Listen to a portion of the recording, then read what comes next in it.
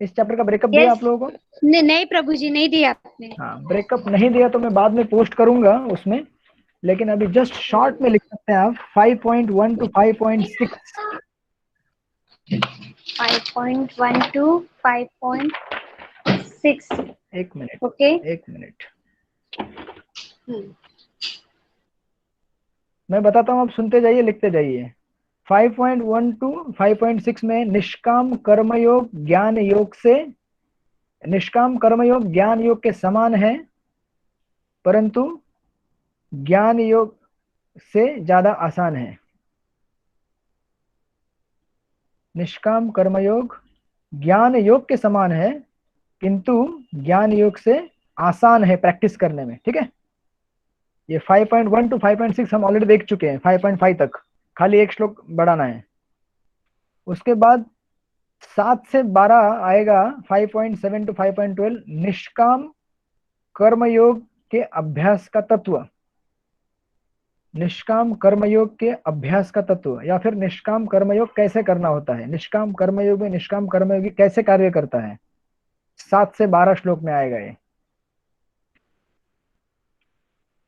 और उसके बाद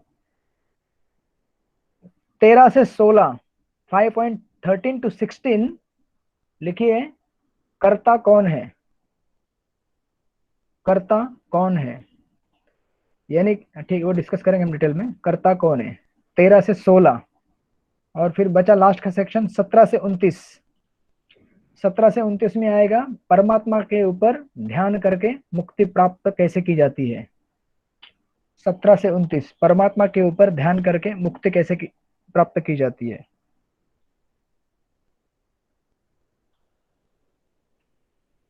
ओके, हो गया सब लोगों का? Okay, very good. आज कैसे अच्छा दिख रहा है, लेकिन फिर वापस सब लोगों ने वीडियो बंद कर दिया अपने। वीडियो ऑन रखेंगे तो मुझे दिखेगा यहाँ पे सब लोग कहाँ मौजूद है, क्या कर रहे हैं। सब लोग अपना अपना वीडियो ऑन कीजिए, शर्माइए मत। मुझे नहीं लगता कुछ ज्यादा बिल आता है क्या इससे? हाँ, 1 घंटे का तो अपना क्लास है, 1 डेढ़ घंटे का। प्रभु जी इसमें कोई बिल नहीं आता है, जो 2 GB फ्री रहता है वो भी ऐसे ही पड़ा रहता है। हाँ, आप तो कुछ पिक्चर देखते नहीं, कुछ नहीं देखते ना, क्रिकेट देखते हैं। हाँ हाँ, कुछ नहीं, पड़ा रहता है ऐसे। सुपरवाइजर सर सही में एकदम मजबूत, स्ट्रॉन्ग हरी बोल रचित। प्रभु जी। हाँ, पहला जो आपने बोला निष्काम कर्म योग ज्ञान योग के समान है, लेकिन आगे थोड़ा बोलिए ना। निष्काम कर्मयोग ज्ञान योग के समान है, किंतु ज्ञान योग से ज्ञान योग से आसान है ओके प्रैक्टिस करने में।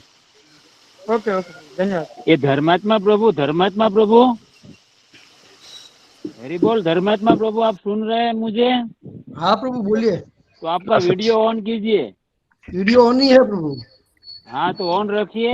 गुरु जी के आदेश का पालन करना चाहिए, वरना हृदय में ज्ञान टिकता नहीं है। ये सत्य बात है, शास्त्र प्रमाणिक बात है, इसलिए आदेश का हरे पालन कृष्ण। होना चाहिए। हाँ ठीक है, ठीक है, ठीक है, शांति बनाए रखिए सब लोग। हम लोग मैदान की तरफ बढ़ने वाले हैं और मैच स्टार्ट होने वाला है हमारा। एक सेकेंड, मैं जरा इसका लेआउट चेंज करता हूँ यहाँ पे। ओके, इसमें आवाज नहीं है। आवाज नहीं आ रही मेरी? नहीं नहीं, आवाज आ रही। हरे ये कृष्णा। हाँ हाँ, ठीक है, ठीक है, ठीक है, ठीक हरे कृष्ण। हरे कृष्ण प्रभु जी। है। हरे कृष्णा। ओके, तो अभी हम लोग देखेंगे श्लोक नंबर 5.6।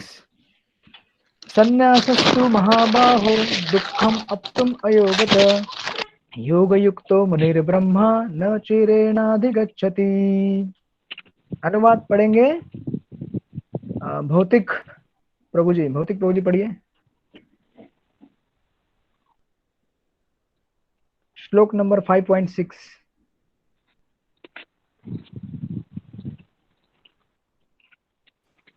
मैं म्यूट रखा था मैंने। ये प्रभु जी नए हैं क्या अपने क्लास में? नहीं नहीं तो पहले से देखो। अच्छा, पहले से हैं। हाँ ठीक है, ठीक है, पढ़िए पढ़िए। हाँ, भक्ति में लगे बिना केवल समस्त कर्मों का परित्याग करने से कोई सुखी नहीं बन सकता, परंतु भक्ति में लगा हुआ निष्ठावान व्यक्ति शीघ्र ही परमेश्वर को प्राप्त कर लेता है। करेक्ट। अब प्रभुपाद तात्पर्य में दो प्रकार के सन्यासियों का तुलना करते हैं, मायावादी सन्यासी, ब्रह्मवादी सन्यासी, ये दोनों एक ही कैटेगरी में रखते हैं। उसका तुलना करेंगे भक्ति योगी सन्यासी के साथ, ये बताने के लिए कि केवल अपने कर्मों को त्याग करके ये सोचकर कि मैं अपने कर्म नहीं करूंगा तो मैं मुक्त हो जाऊंगा, ये संभव नहीं है, जो कि हम पिछले अध्याय में कई बार देख चुके हैं, तृतीय अध्याय में भी देख चुके हैं डिटेल में। चतुर्थ अध्याय में तो भगवान ने बहुत सारे उदाहरण दिए, यज्ञों का वर्णन किया जिनसे ज्ञान प्राप्ति होती है और जिनको करने के लिए कर्म करना पड़ता है, राइट। तो अभी देखिए क्या तात्पर्य कैसे प्रभुपाद लिखते हैं। दो प्रकार के सन्यासी होते हैं, एक तो मायावादी सन्यासी और दूसरे वैष्णव सन्यासी। ये तो आप सब लोगों को मालूम है। मायावादी सन्यासी सांख्य दर्शन के अध्ययन में लगे रहते हैं, यानी कि सांख्य योग जो मैं आपको बताते आ रहा हूं पिछले श्लोकों से, सांख्य योगो पृथक बाला प्रवदंती न पंडिता। सांख्य और योग ये दो अलग अलग शब्द वहां पे इस्तेमाल किए गए हैं। सांख्य यानी कि जो इस दुनिया का एनालिसिस करने में लगे हुए हैं, बेसिकली अष्टांग और ज्ञान का मार्ग फॉलो करते हैं वो। और दूसरे सन्यासी कौन है? वैष्णव सन्यासी, जो वेदांत सूत्रों के यथार्थ भाष्य भागवत दर्शन के अध्ययन में लगे रहते हैं, राइट। मायावादी सन्यासी भी वेदांत सूत्रों का अध्ययन करते हैं, किंतु वे शंकराचार्य द्वारा प्रणीत शारीरिक भाष्य का उपयोग करते हैं। ये सबको तो मालूम रहेगा। शंकराचार्य ने कमेंट्री लिखा हुआ है किसके ऊपर? वेदांत सूत्र के ऊपर। और सेम वेदांत सूत्र के ऊपर और किसने कमेंट्री लिखा है? व्यासदेव जी ने, जिसको हम श्रीमद् भागवतम कहते हैं। तो भागवत पुराण का हम भी स्टडी करते हैं, सॉरी वेदांत सूत्र का, और वो भी स्टडी करते हैं, लेकिन हमारी कमेंट्री वैष्णव आचार्य की कमेंट्री है, उनकी शंकराचार्य जी की कमेंट्री है। प्लस एडिशनली हम लोग क्या करते हैं, वैष्णव सन्यासी या फिर वैष्णव लोग क्या करते हैं, वैष्णव संप्रदाय, प्रभुपाद लिखते देखिए, भागवत संप्रदाय के छात्र पांचरात्रि की विधि से भगवान की भक्ति करने में लगे रहते हैं। यानी कि हमारे पास दो मार्ग में हम चलते रहते हैं, एक है भागवत विधि और दूसरी है पांचरात्रिक विधि। भागवत विधि क्या है? जो हम अभी कर रहे हैं, गीता, भागवत, चैतन्य चरितमृत और भगवान के अनेक लीलाओं को सुनना, स्मरण करना, भगवान का नाम लेना और नाम कीर्तन करना, ये सब भागवत विधि हो गया।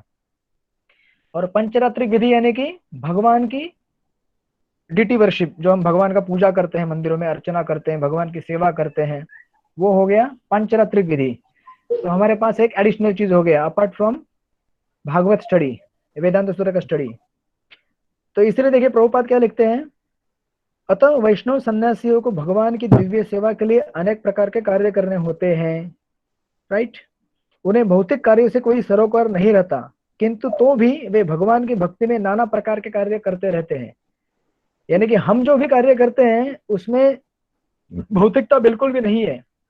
भले हम अभी देखिए जैसे सुपरवाइजर सर हमारे वृंदावन में घूम रहे हैं, बरसाना में दर्शन ले रहे हैं, ऐसा लगेगा घूमने गए हैं वो, अरे उन्होंने बंद कर दिया अपना दर्शन, चांद दिखा रहे हैं अभी चांद का टाइम नहीं है। आगे तो जैसे वो सफर कर रहे हैं, घूम रहे हैं यहाँ वहाँ, ऐसे देखा जाए तो भौतिक कोई भी बोलेगा हाँ घूमने चला गया वृंदावन, ऑफिस का जॉब से कंटाला आ गया तो थोड़ा रिफ्रेश होने के लिए घूमने चला गया।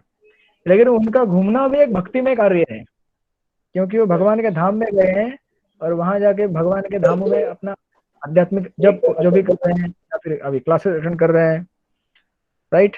तो इसलिए यहाँ पे लिख रहे हैं कि उन्हें भौतिक कार्य से कोई सरोकार नहीं रहता, किंतु तो भी भगवान की भक्ति में नाना प्रकार के कार्य करते हैं।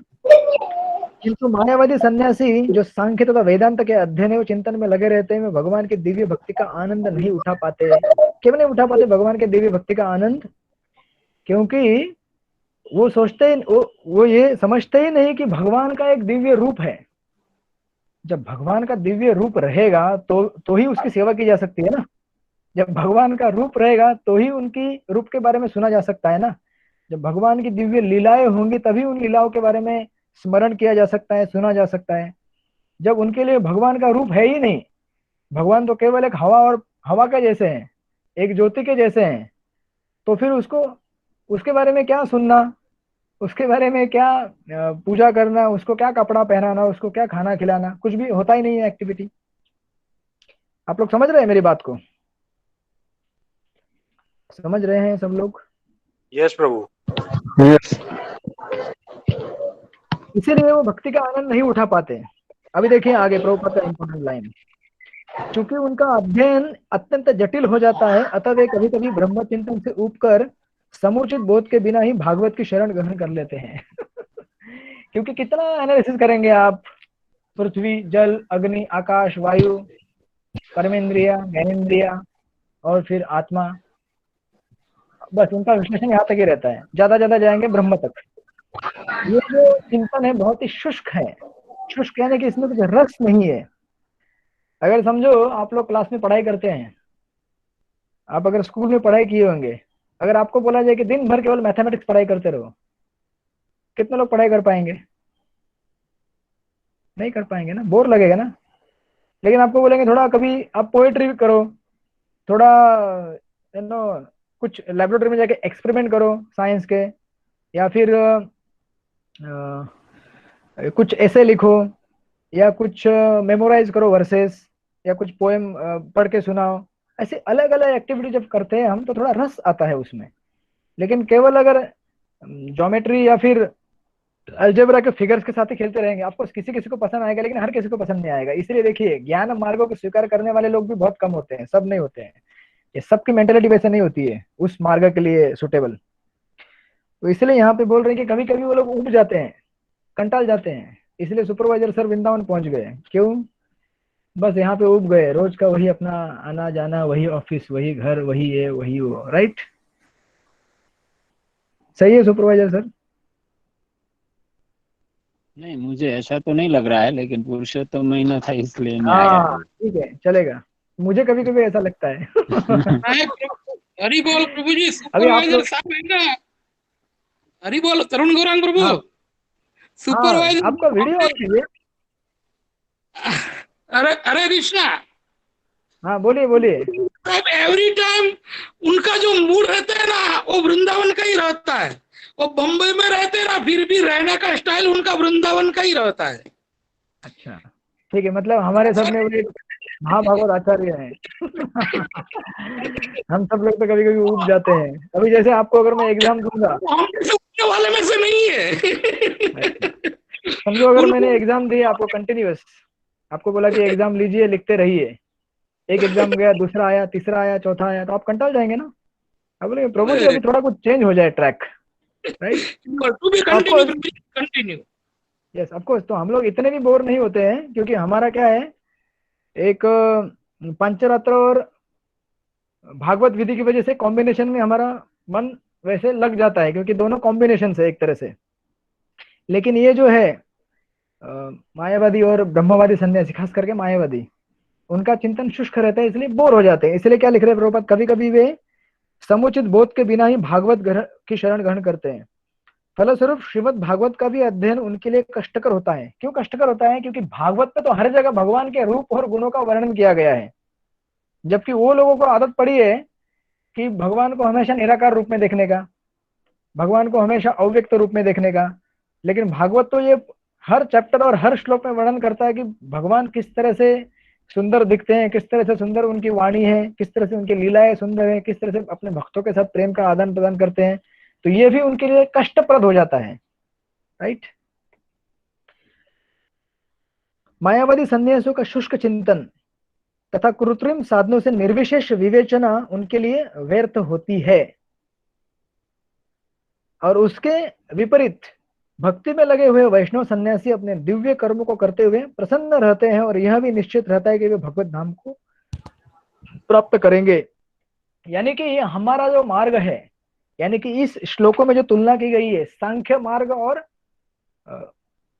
निष्काम कर्म का मार्ग, सांख्य योगा और निष्काम कर्म योगा, इन दोनों में निष्काम कर्म योग का मार्ग सुविधाजनक इसलिए बताया गया है क्योंकि इस मार्ग में, अभी निष्काम कर्म यानी कि आप उसको भक्ति समझ लीजिए इस हमारे डिस्कशन के पॉइंट ऑफ व्यू में। जब गीता का फ्लो आएगा तो मैं आपको बताऊंगा कि कैसे वो कर्मयोग के एंगल में जा रहा है, लेकिन यहाँ पे भक्ति का एंगल लीजिए। प्रभुपाद उसी तरह से प्रेजेंट कर रहे हैं इसको, क्योंकि हमारे मार्ग में एक तो शुष्क चिंतन नहीं है, और दूसरी चीज भक्ति के कर्मों को करते करते दिव्य कर्मों को करते करते हमें क्या होता है, दिव्य आनंद मिलता है। जब आप भगवान की कथा सुनते हैं, भगवान का नाम लेते हैं, भगवान का प्रसाद ग्रहण करते हैं, तो दिव्य आनंद मिलता है कि नहीं मिलता है, राइट। तो दिव्य आनंद मिलता है, इसलिए इस अभी देखिए आगे लिखेंगे, इसलिए देखिए अपने मार्ग में ज्यादा आपको फॉल नहीं दिखेगा, पतन नहीं दिखेगा, लेकिन देखिए मायावादी सन्यासी कभी कभी आत्म साक्षात्कार के पद से नीचे गिर जाते हैं और फिर वे समाज सेवा, परोपकार जैसे भौतिक कर्म में प्रवृत्त होते हैं। इसलिए प्रभुपाद कई बार कहा करते थे कि ये जो लोग हैं पहले बोलते हैं कि ब्रह्म सत्य जगत मिथ्य, बोलते हैं कि ब्रह्म सत्य है केवल, ये जगत मिथ्य है, लेकिन यही लोग बाद में क्या करते हैं, इसी दुनिया में आके हॉस्पिटल बनाना चालू करते हैं, स्कूल खोलना चालू करते हैं, राइट, अलग अलग प्रकार के उपक्रम खोलते हैं। तो अगर आपके लिए ये मिथ्य था तो अभी सत्य कैसे हो गया, क्योंकि आपको जो आप सत्य बोल रहे हैं ब्रह्म, उसमें आनंद आया ही नहीं, तो इसलिए आपको वापस आना पड़ा ये सब एक्टिविटी करने के लिए। ऑफकोर्स वैष्णव सन्यासी का भी टेम्पल मतलब हॉस्पिटल खोलते हैं, स्कूल खोलते हैं, वो अलग बात है। जैसे अपने मंदिर का भी भक्तिवेदांत हॉस्पिटल है, गोपाल गार्डन हाई स्कूल है, तो वो अलग साइड से वो प्रीचिंग के हिसाब से खोला गया है। बट जब ये लोग करते हैं तो वो सही में उब जाते हैं उनकी ब्रह्म सत्य की एक्टिविटी से, इसलिए वो लोग नीचे आके वापस भौतिक कार्य में प्रवृत्त हो जाते हैं। इसलिए देखिए ये जो श्लोक का अनुवाद है एकदम प्रिसाइज प्रभुपाद ने परपट दिया है। भक्ति में लगे बिना केवल समस्त कर्मों का परित्याग करने से कोई सुखी नहीं बन सकता, ये चीज बताई गई है इस परपोट में। अगर मायावादी सन्यासी और ब्रह्मवादी सन्यासी अगर अपने कर्मों का त्याग करके खुश रहते तो फिर वो इस दुनिया में वापस नहीं आते, ये सब हॉस्पिटल, स्कूल, कॉलेज, अलग अलग सोशल प्रोजेक्ट्स खोलने के लिए। अगर उनको उसमें रुचि होती तो उनको वापस आना पड़ता है। इसीलिए ये डायरेक्ट एविडेंस है कि केवल अपने कर्मों का त्याग करना एक सेफ मार्ग नहीं है, ये रिस्की पाथ है, रिस्की रास्ता है, ये इसमें रिस्क रहता है। तो ये चीज इसमें बतलाई गई है। ये श्लोक नंबर है 5.6। आप सब लोगों को समझ में आ रहा है ये श्लोक अभी तक? Is it clear? Is it clear? अभी सब लोगों के वीडियो ऑन नहीं है तो मुझे उनकी मुंडी भी हिलती हुई नहीं दिख रही है और आवाज भी नहीं आ रही है। पता नहीं सब लोग वीडियो बंद करके क्यों बैठे हुए हैं। यस प्रभु जी, समझ में आ रहा है। अच्छा, कुछ वीडियो से दुश्मनी है क्या? अगर खोलेंगे तो कुछ प्रॉब्लम होता है? हाँ, आप लोग इतने शर्माते कि मैं वीडियो ऑन करने से? या ऐसा तो नहीं आपने वीडियो ऑन करके मोबाइल बाजू में रख दिया और कहीं चले गए बाहर खेलने के लिए? अभी जिसके जिसके वीडियो ऑफ है उन सब पे एब्सेंट ही लगेगा। मैं यहाँ पे नोट कर रहा हूँ किसके किसके वीडियो बंद है, एब्सेंट मार्किंग दे दूंगा मैं आत्मनिवेदन प्रभु को। चलेगा? मुझे आपके वचन पर पूर्ण भरोसा है प्रभु जी कि आप क्या जो बोलेंगे वो वही करेंगे। सत्य वचन, सत्य वचन। रोशन प्रभु अभी बैकग्राउंड उन्होंने चेंज कर दिया है अपना बैकड्रॉप। मतलब ये सभी शुरू कर चले जाते हैं कि कुछ समझ में नहीं आ रहा था प्रभु जी। इतने बार बोले फिर वीडियो को एक बार ऑन नहीं करा, समझ में नहीं आ रहा है क्या हो रहा है क्या नहीं। ठीक है ठीक है ठीक है, रिलैक्स। अभी मैं एब्सेंट लगा दूंगा जिन लोगों के वीडियो ऑन नहीं है, ठीक है? ओके, तो ये हो गया श्लोक नंबर 5.6। संन्यासस्तु महाबाहो दुखम अब तुम अयोगतः। इसलिए देखिए हम लोग भी जब ये सब देखिए ये श्लोक जब आप पढ़ रहे हैं तो इसकी तुलना केवल इससे मत कीजिए कि ये तुलना अष्टांग मार्ग और भक्ति मार्ग से हो रही है। हम अपने आप को खुद को ऑब्जर्व कीजिए, एनालाइज कीजिए। इसलिए हम लोग भी जब इस्कॉन में आए हैं तो केवल नाम के लिए इस्कॉन में आने से हमें इस्कॉन में जो है वो नहीं मिलने वाला। हमें प्रैक्टिस करना पड़ेगा, हमें इन नियमों का पालन करना पड़ेगा, यानी कि बेसिकली भक्ति करनी पड़ेगी। जो शब्द कहा गया है यहाँ पे, भक्ति में लगे बिना। क्योंकि देखिए हम लोगों ने भी अभी टीवी देखना बंद कर दिया ना? नहीं किया? क्रिकेट देखना बंद कर दिया। अभी इतना बड़ा मैच चालू है इंडियन प्रीमियर लीग, सब लोग सोच रहे हैं कि वाह अरे ऐसा मौका लॉकडाउन के बीच में, क्या बात है। कितना मतलब उनके लिए तो ऐसा लग रहा है कि वैकुंठ की प्राप्ति हुई उन लोगों को। जैसे मैच चालू हो जाता है, जैसे कि अभी वैकुंठ से पुष्पक विमान आ गया है उनको लेने के लिए बिठा के अभी भगवत धाम। तो हमने ऐसी बहुत सारी चीजें छोड़ दी है, हमने चाय कॉफी छोड़ दिया है, मांसाहार छोड़ दिया है, 4 नियम पालन कर रहे हैं हम लोग। एक तरह से देखा जाए तो हम लोगों ने क्या किया है, सिविल सुसाइड कर दिया है एक तरह से, सही है कि नहीं? जो सोशल लाइफ होता है वो हमारा कंप्लीटली खत्म हो गया एक तरह से। ना हम कहीं घूमने जाते हैं पार्क में, ऑफकोर्स आप जाते हैं कभी कभी, लेकिन इतना भी फ्रिक्वेंट नहीं है। ना हम बाहर में जाके टपरी में चाय पी सकते हैं, वड़ा पाव खा सकते हैं, ना सिनेमा थिएटर में जा सकते हैं, ना स्टेडियम में जाके मैच देख सकते हैं। ये सब त्याग करने के बाद अगर हमारे जीवन में भक्ति नहीं आएगी, भक्ति के जो प्रमुख अंग है 5, उसमें से किसी एक चीज में अगर टेस्ट नहीं हम लाएंगे, या 5 में नहीं लाएंगे, वट एवर, आपको 5 में ला सकते हैं, 1 में ला सकते हैं, तो क्या होगा, वापस हमें नीचे आना पड़ेगा भौतिक कार्यों के स्तर के ऊपर। जिस तरह से मायावादी और ब्रह्मवादी जो सन्यासी है वो भौतिक कार्य करने के लिए वापस इस धरातल में आ जाते हैं। इसलिए बहुत इंपॉर्टेंट श्लोक है ये, कि बिना भक्ति के बाकी कर्मों का त्याग करना अच्छी, मतलब बहुत डेंजरस है, रिस्की है। ओके, अभी श्लोक नंबर 5.7। अभी देखिए 5.7 से लेकर अभी नेक्स्ट सेशन चालू हो रहा है, राइट? एक्चुअली 6 से चालू हो गया कि 7 से चालू हो गया? कोई भी एक जन माइक ऑन करके बताइए मुझे। प्रभु जी हरि बोल, हरि बोल, हाँ, हरि बोल। प्रभु जी अब कोई नहीं बोलेगा, आप जिसका नाम लोगे हरे वही बताएगा और वही पढ़ेगा। हाँ ठीक है, अभी तक ठीक और है, माता जी बताइए। हाँ हरी प्रभु जी। हाँ, हरि यस, बोल। बोलिए बोलिए बोलिए। हाँ, 5.7 to 5.12 निष्काम कर्म योग अभ्यास के तत्व। करेक्ट। तो अभी हम वो स्टडी करेंगे, निष्काम कर्मयोग कैसे किया जाता है, निष्काम कर्मयोग में कार्य करने वाले व्यक्ति को कर्म कैसे नहीं लगता है, वो हम देखे जाएंगे। अब क्या है, पिछले अध्याय में भगवान ऑलरेडी बोल चुके हैं, तृतीय अध्याय चतुर्थ अध्याय में बोल चुके हैं कि निष्काम कर्मयोग कैसे करना चाहिए, उसमें कार्य करने वाले व्यक्ति को कैसे कर्म नहीं लगता। यहाँ पे और डिटेल में जाएंगे, और इतना डिटेल में जाएंगे कि अल्टीमेटली परमात्मा के तत्व तक पहुंच जाएंगे वो, ठीक है, जो कि 6ठे अध्याय के लिए एक लिंक बनेगा। 6ठे अध्याय में परमात्मा का डिटेल में वर्णन आएगा, और फिर 6ठा अध्याय एंड होगा परमात्मा के ऊपर ध्यान करके अष्टांग योगी जो परफेक्शन प्राप्त करते हैं उसमें।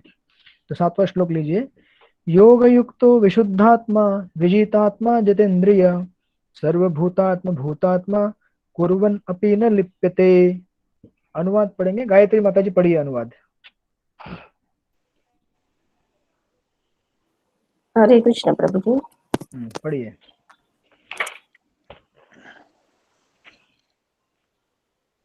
Translation by his divine grace AC Bhaktivedanta Swami Srila Prabhupada की जय।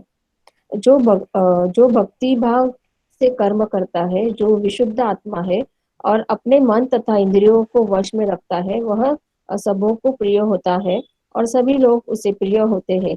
ऐसा व्यक्ति कर्म करता हुआ भी कभी नहीं बांधता। ओके, योग युक्तो, इस शब्द का अर्थ यहाँ पे क्या दिया है प्रभुपाद ने, भक्ति में लगे हुए। अच्छी तरह याद रखिए, हम लोग एक्चुअली अभी कर्म योग के सेक्शन में हैं, लेकिन प्रभुपाद हमारी अंडरस्टैंडिंग के लिए कर्म योग को भक्ति योग में बतला रहे हैं। तो हालांकि यहाँ पे शब्द होना चाहिए खाली कर्म योग करके, लेकिन प्रभुपाद हम उस पॉइंट को मिस ना करें कि ये कर्म योग यानी कि अल्टीमेटली भक्ति योग में कन्वर्ट होने वाला है, इसीलिए उसको यहाँ पे लिख रहे हैं भक्ति योग में लगे हुए। तो इसलिए लिखते हैं कि जो भक्ति भाव से कर्म करता है वो क्या होता है, विशुद्ध आत्मा होता है। और देखिए 3 शब्द दिए गए हैं अनुवाद में, ट्रांसलेशन में, विशुद्ध आत्मा, विजितात्मा और जितेंद्रिय। सबसे पहली चीज क्या है, जितेंद्रिय यानी कि अपने इंद्रियों को वश में रखना, दैट इज जितेंद्रिय। दूसरी शब्द है जितात्मा। अभी आत्मा शब्द का प्रयोग कई बार आत्मा खुद के लिए भी किया जाता है, कभी कभी शरीर के लिए भी किया जाता है, और कभी मन के लिए भी किया जाता है। तो इस श्लोक में आत्मा शब्द का अनुमोदन मन के लिए किया गया है। तो पहली हो गई जितेंद्रिय, जो व्यक्ति अपने इंद्रिय के ऊपर काबू रखता है। दूसरा जितात्मा, जो अपने मन के ऊपर कंट्रोल रखता है। और तीसरा विशुद्ध आत्मा, जो अपने इंटेलिजेंस यानी कि बुद्धि के ऊपर कंट्रोल रखता है, या फिर जिसकी बुद्धि प्यूरिफाई हो चुकी है, जिसकी बुद्धि शुद्ध हो चुकी है। ये 3 चीजें इस श्लोक में दी गई है।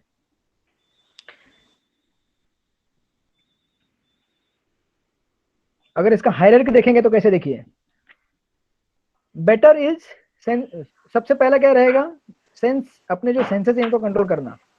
Sense control is the first step, better than sense control is the mind control. क्योंकि देखिए अगर हमारा मन वश में रहेगा तो इंद्रिय ऑटोमेटिक कंट्रोल में आ जाएंगे, राइट। ये हायरार्की हमने तृतीय अध्याय के अंत में भी देखा था। तो यहाँ पे पहली चीज अगर आप लाइन से देखना चाहेंगे तो पहले इंद्रियों को कंट्रोल कीजिए। इंद्रियों को कंट्रोल करने से बेटर है कि आप अपने पहले मन को कंट्रोल में रखिए, और मन को कंट्रोल रखने में से बेटर है कि आप अपने बुद्धि को कंट्रोल में रखिए, क्योंकि अल्टीमेटली सारी चीजें बुद्धि से स्कीम की जाती हैं, राइट। तो ये 3 ऐसा एक लेवल दिया गया है।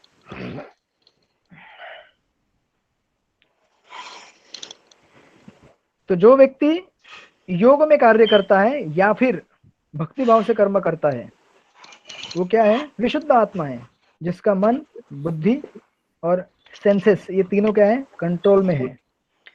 ऐसा व्यक्ति सबको प्रिय है। अभी प्रभुपाद इसका टोटल थोड़ा सा अपोजिट एंगल में बताएंगे। देखिए तात्पर्य में, देखिए तात्पर्य में 206 पेज नंबर 5.7 तात्पर्य में लिखिए। देखिए यहाँ पे कैसे लिखते हैं, चूंकि लास्ट की लाइन, चूंकि कृष्ण भावनामृत में कर्म करने वाला सबों का दास होता है, सबका क्या होता है, वो दास होता है, अतः वह हर एक को प्रिय होता है। सही है। अब अगर आप सबके दास बनेंगे तो आप सबके प्रिय हो जाएंगे ना, नहीं हो जाएंगे। हम लोग सबके प्रिय क्यों नहीं है, क्योंकि आप सबके दास नहीं है। जब सबके दास बनेंगे तो सबके प्रिय हो जाएंगे। यस गायत्री माता जी कुछ बोलना चाहती है? हाँ प्रभु जी, कुछ एक एग्जांपल दे सकते हैं आप इसका? किस चीज के लिए? यही मतलब मन पे कंट्रोल या फिर बुद्धि पे कंट्रोल होगा तो ज्यादा बेटर है। तो मतलब एक कुछ व्यावहारिक। देखिए अगर आप शास्त्र से पढ़ेंगे कि ये चीज करने से ऐसा ऐसा पाप लगता है, ऐसा ऐसा परिणाम भुगतना पड़ता है, ये हो गया इंटेलिजेंस की बात। आपने स्टडी किया, समझ लिया, इसकी वजह से ऑटोमेटिक आपके जो एक्शंस है, पहले तो माइंड डिजायर नहीं करेगा क्योंकि आपने पहले ही समझा दिया माइंड को कि ये करना गलत है, तो माइंड काबू में आ जाता है। जब माइंड काबू में आता है तो माइंड सेंसेस को डिटेक्ट नहीं करता है। जनरली क्या होता है कि जब इंटेलिजेंस स्कीम करता है और माइंड डिजायर करता है, माइंड डिजायर करने का काम कर सकता है, लेकिन इंटेलिजेंस उसको कैसे फुलफिल करने का और वो करने से क्या तुमको मिल सकता है वो बताता है, और फिर माइंड फिर सेंसेस को एक्टिवेट करता है। लेकिन अगर टॉप लेवल में ही हमने अगर पहले बता दिया इंटेलिजेंस को कि भाई ऐसा मत करो, ये करने से ये प्रॉब्लम हो सकता है, तो ऑटोमेटिक नीचे के जो लेवल में जो चीजें हैं, माइंड और सेंसेस, वो ऑटोमेटिक कंट्रोल में आती है। तो तृतीय अध्याय के अंत में तो आत्मा के स्तर तक गया था। बोला था कि अगर आत्मा अपनी वास्तविक स्थिति अगर जानता है और उसमें कार्य करता है तो आत्मा किसका कंट्रोलर है, बुद्धि का, और बुद्धि किसके कंट्रोल में है, माइंड के, और माइंड के कंट्रोल में सेंसेस हैं। तो अगर टॉप में ही अगर टॉप ऑर्डर अच्छा हो गया तो नीचे का ऑर्डर अच्छा अच्छा होते जाता है ऑटोमेटिक। और इसका अपोजिट स्ट्रगल क्या है, समझो आपने आत्मा को ही अपनी स्थिति में नहीं रखा, बुद्धि को नहीं समझाया, मन को वश में नहीं रखा और सेंसेस को घूमने दे दिया, तो सेंसेस आपको परेशान करेंगी ग्रॉस लेवल पे, राइट।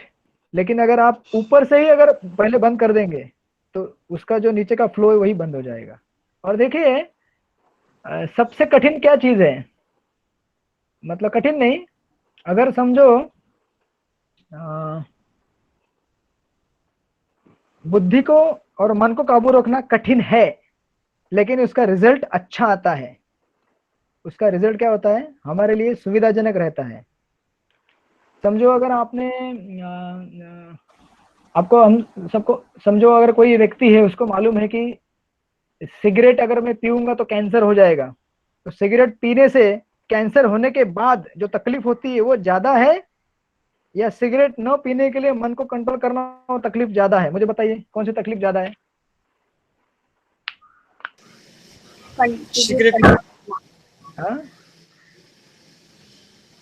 सिगरेट ना पीने के लिए सोचना वो ज्यादा अच्छा है ना। सिगरेट नहीं पियेंगे तो कैंसर नहीं होगा, सिगरेट पीने के बाद तो कैंसर होना ही है, इसी से अच्छा है सिगरेट नहीं पिए, तकलीफ ज्यादा हो जाएगी। हाँ। तो माइंड को कंट्रोल करना थोड़ा परेशानी होती है, हाँ, लेकिन उसका रिजल्ट बहुत ही अच्छा है। अच्छा, अच्छा इन द सेंस बाद में आप जितने भी ट्रबल से जाने वाले हो बच जाएंगे आप। जी जी जी, है लेकिन ये। अगर आप बोलेंगे नहीं ठीक है कोई बात नहीं, अभी मैं मेरे सेंसेस को एंगेज करता हूँ, बाद में देखा जाएगा, मैं देख लूंगा बाद में क्या होगा, तो ज्यादा परेशानी होगी आपको। ज्यादा परेशानी हो जाएगी। जी जी। एक तो शरीर में व्याधि हो जाएगी, दूसरा मन का एक आसक्ति हो जाएगी वो सिगरेट लेने के लिए, दोनों तरफ से आपको ट्रबल मिलेगा। लेकिन अगर आप माइंड के लेवल में ही अगर कंट्रोल करेंगे तो एक ही साइड में आपको कंट्रोल करना है, क्या कि मन उस तरफ ना जाए, लेकिन यहाँ पे शरीर को भी संभालना पड़ेगा, फिर मन बोलेगा अभी और दे दो मुझे पीना है। तो इसीलिए ये एक हायरार्की है जस्ट यहाँ पे बताई गई है कि विशुद्ध आत्मा, विहितात्मा, जितेंद्रिय, ये तीनों चीजें कंट्रोल में रखनी चाहिए। और ये कौन कर सकता है? जो भगवान का भक्त है। जो भगवान का भक्त है वो कर सकेगा। इसलिए प्रभुपाद तात्पर्य में लिख रहे हैं, देखिए कि चूंकि प्रत्येक व्यक्ति उसके कर्म से प्रसन्न रहता है अतः उसकी चेतना शुद्ध रहती है, चूंकि उसकी चेतना शुद्ध रहती है अतः उसका मन पूर्णतया नियंत्रण में रहता है। मन के नियंत्रण में होने से उसकी इंद्रियां संयमित रहती है। देखिए यानी कि टॉप ऑर्डर से नीचे नीचे आ रहे हैं प्रभुपाद। यस गायत्री माता जी, आपको समझ रहे हैं? प्रभुपाद नीचे से न जाते हुए ऊपर से नीचे आ रहे हैं, यानी कि पहले ही ये बता रहे हैं कि अगर व्यक्ति भगवान का भक्त है तो सबको वो क्या करेगा? समान भाव से देखेगा, समान भाव में बिहेव करेगा सबके साथ, किसी का अपराध नहीं करेगा, किसी किसी का दुर्व्यवहार नहीं करेगा। ये बात तो जाहिर हो गई, इसकी वजह से उसको कर्म लगेगा नहीं। जनरली हमें इस दुनिया में कर्म कब लगता है? जब हम ये सोचते हैं ये तो दूसरा व्यक्ति है, ये मेरा नहीं है, ये तीसरा व्यक्ति है। इवन अपने घर के लोग हमें अपने दिखते नहीं बहुत बार। बोलते कि अरे ठीक है अभी बच्चा बड़ा हो गया ना, चल तुम्हारा प्रॉपर्टी ले लो, यहाँ से निकल जाओ। और बच्चे भी ऐसे हैं कि आजकल वैसे ही करते हैं, ठीक है मम्मी डैडी को इस घर में रख दो, हम एक जगह रहेंगे। तो जब हम अपने को ही एक दूसरे का नहीं समझते उस समय जो बंधन लगता है उसका तो वर्णन भागवत में ठीक तरह से किया गया है। भागवत के अगर आप छठे स्कंद में जाएंगे, पंचम स्कंद के, तो अलग अलग नरकों का वर्णन दिया गया है। एक एक नरक रहते हैं जो अपने, देखिए इवन इस बात के लिए भी नरक रहता है, उस नरक का नाम मुझे याद नहीं, बट मैंने जस्ट जब सुन रहा था तो सुना है कि समझो आपसे अगर कोई बात करने आया है और बात करते करते आपकी आदत है उस बात को अगर आपको रिस्पांस देना है तो थोड़ा प्रेम से रिस्पांस देना चाहिए, प्रेम से भी नहीं दे, थोड़ा न्यूट्रल देना चाहिए। समझो अगर आपसे कोई पूछता है प्रभु जी उस तरफ जाने का रास्ता कौन सा है? हैं क्या? कौन सा रास्ता? होता ना कभी कभी ऐसे लोग रहते हैं ना, बात बात पे चिढ़ जाते हैं, कुछ भी पूछेगा तो चिढ़ते रहते हैं वो। ऐसे लोगों के लिए भी नरक रहता है, एक स्पेशल नरक रहता है। यानी कि सोचिए हमारे कितने सारे कार्यों और कर्मों के लिए ये भगवान ने जो सृष्टि में अलग अलग विधान और नियम बनाए कितने कठोर हैं। तो ये तो रहा सिर्फ थोड़ा सा बर्ताव, बिहेवियर अच्छा न करने के लिए।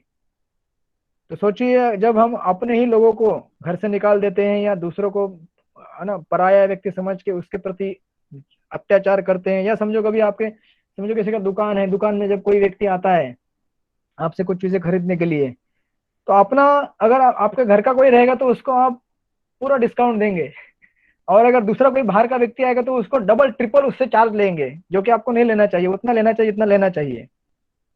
तो ऐसा जो व्यवहार है उसकी वजह से कर्म अलग अलग हमें बंधन लगते रहते हैं। उसके अलावा देखिए प्रभुपाद क्या लिख रहे हैं कि मतलब ऊपर से जो ऑर्डर आ रही है कि वो सबका दास होता है, सबका दास होने की वजह से सबको प्रिय होता है, सबको प्रिय होने से वो अपने कर्म से सबको प्रसन्न करता है, उसकी वजह से उसकी चेतना क्या रहती है? शुद्ध रहती है। राइट, उसकी चेतना शुद्ध रहती तो उसका मन मतलब ऊपर से सब कुछ ठीक ठीक होते आ रहा है, तो नीचे गड़बड़ होने का सवाल नहीं है। आत्मा अपने सिचुएशन में प्रॉपरली सिचुएटेड है, उसका कॉन्शियसनेस प्रॉपरली सिचुएटेड है, तो उसका मन भी प्रॉपरली सिचुएटेड है। मन प्रॉपरली सिचुएटेड है तो बुद्धि भी है, और उसकी इंद्रिया भी ऑटोमेटिक नियंत्रण में रहती है। और प्रॉपर लिखते हैं चूंकि उसका मन सदैव कृष्ण में स्थिर रहता है अतः उसके विचलित होने का प्रश्न ही नहीं उठता। और ट्रांसलेशन में कहते हैं कि ऐसा व्यक्ति कर्म करता हुआ कभी भी नहीं बंधता। Is it clear? आप लोगों को क्लियर है ये? ओके।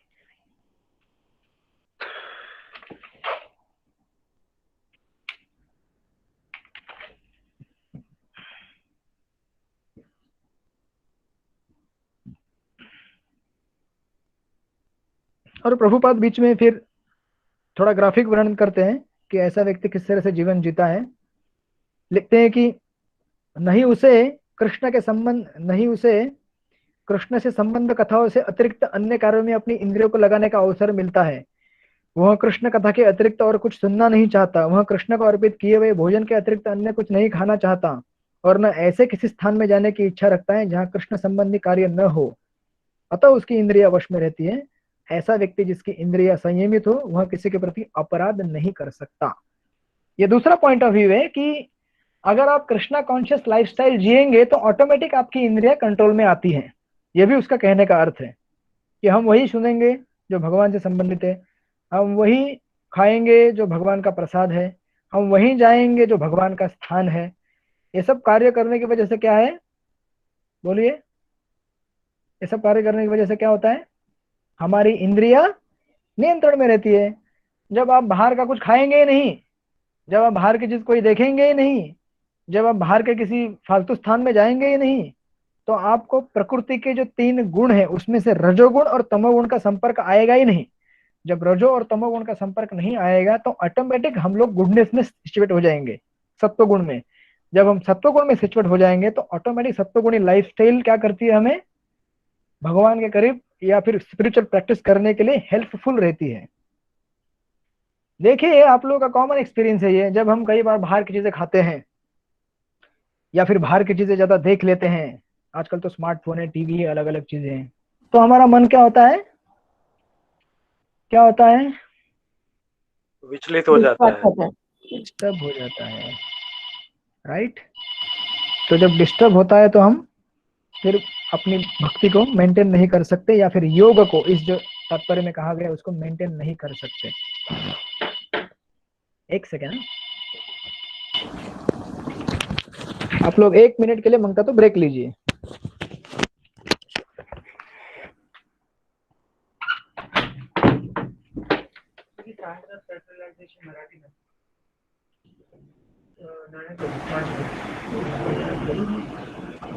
खत्म हो गया।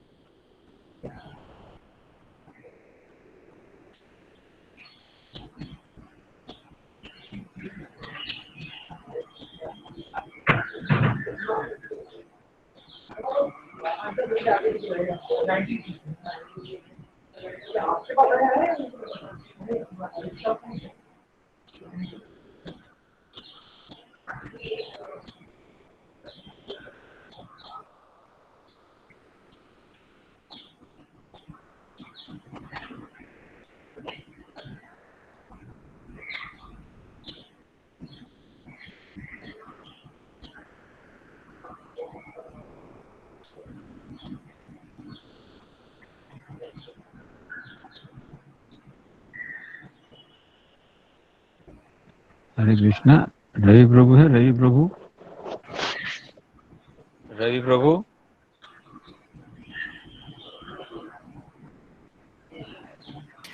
नहीं आए हैं प्रभु जी वो अभी तक। अच्छा,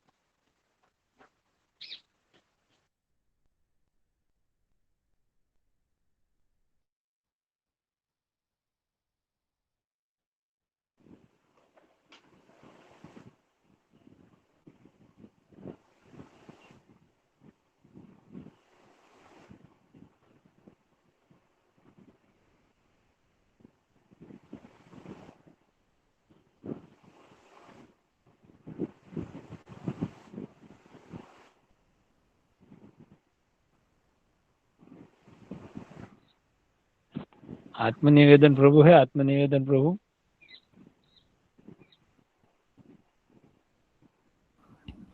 वो भी नहीं है शायद प्रभु जी। हरे कृष्णा। ओके। एक प्रभु जी ये 6 अध्याय के बाद हमारा एग्जाम कब होगा? आपका एग्जाम 6 अध्याय के बाद होगा, जब भी होगा। जब भी होगा मतलब ये 6 अध्याय के बाद होगा, इसके बाद प्रभु जी ऑनलाइन होगा क्या प्रभु जी? वो देखेंगे हम लोग कैसे होगा। प्रभु जी 6 अध्याय कब होगा? 6 अध्याय के बाद होगा तो, लेकिन 6 अध्याय कब होगा? अभी हो जाएगा, अभी 5:30 तो आज हो जाएगा, और 2-3 क्लासेस में हो जाएगा। Okay okay. मतलब मेरा पूछने का मतलब ये है कि एक डेढ़ महीने में 6 अध्याय हो जाएगा, ठीक है? ऐसा लग रहा है अभी। आपका ज्यादा से ज्यादा 2 दिसंबर के पहले हम कर देंगे। हाँ तो दिसंबर। हाँ तो दिसंबर से पहले एग्जाम हो जाएगी। दिसंबर में ही आपकी एग्जाम होगी। बुक मैराथन के टाइम में तो मेरे को छुट्टी रहेगा, आप लोग भी छुट्टी मनाएंगे। जो लोग बुक डिस्ट्रीब्यूट करेंगे, जो नहीं करेंगे एग्जाम देते रहेंगे। अच्छा इसलिए पूछा। ठीक है प्रभु जी। इस साल होगा क्या वो डिस्ट्रीब्यूशन? देखेंगे अभी क्या होता है। हालत खराब है अभी भी। हाँ देखा जाएगा। केस तो बहुत बड़ा है प्रभु जी आते नहीं से प्रभु जी से पूछिए कि जो बुक में हमको बुकलेट में 21 श्लोका दिया गया है वो ओरल में आएगा कि रिटर्न में भी रहेगा? वो आपको ओरल एग्जाम होती है ना आपकी उसकी? हाँ ये मैंने रिटर्न में नहीं आता है ना आपको?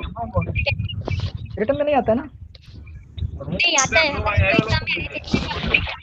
ठीक है तो वो आएगा एग्जाम में भी। और जो 6 श्लोक में जो श्लोक मैं देता रहता हूँ ना बीच में, जो आपके उसमें से नहीं है, उसका एग्जाम में अगर क्वेश्चन आएगा तो आप खाली अनुवाद लिख देंगे तो भी मैं आपको मार्क्स दे दूंगा उसका। श्लोका मेमोराइज किया हुआ नहीं, संस्कृत नहीं लिख भी पाए, खाली अनुवाद लिख देंगे तो भी मार्क्स मिलेगा आपको। ठीक है श्योर ना प्रभु जी? वो दे दीजिएगा वो। लेकिन जो बुकलेट में है वो आपको श्लोका संस्कृत में लिखना है अगर वो एग्जाम में आएगा तो। हाँ वो इसलिए मैं पूछ रही हूँ प्रभु जी। दैट इज 21 श्लोका, 21 श्लोका है वो। एक बात प्रभु जी, एक बात थोड़ा सा क्लियर कर दीजिए ना। एक बात, क्या दिसंबर में एग्जाम होगा, ठीक है प्रभु जी? दिसंबर में एग्जाम होगा, इसमें पेपर आप निकालेंगे। कितने मार्क्स का पेपर होगा?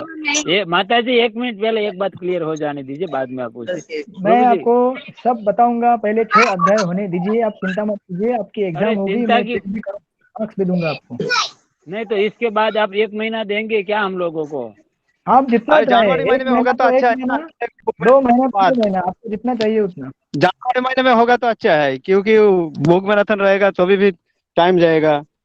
चलेगा, पहले 6 अध्याय होने दीजिए, फिर हम लोग करेंगे प्लानिंग। ओके आगे बढ़ते हैं। अभी हमने किया था श्लोक नंबर 7।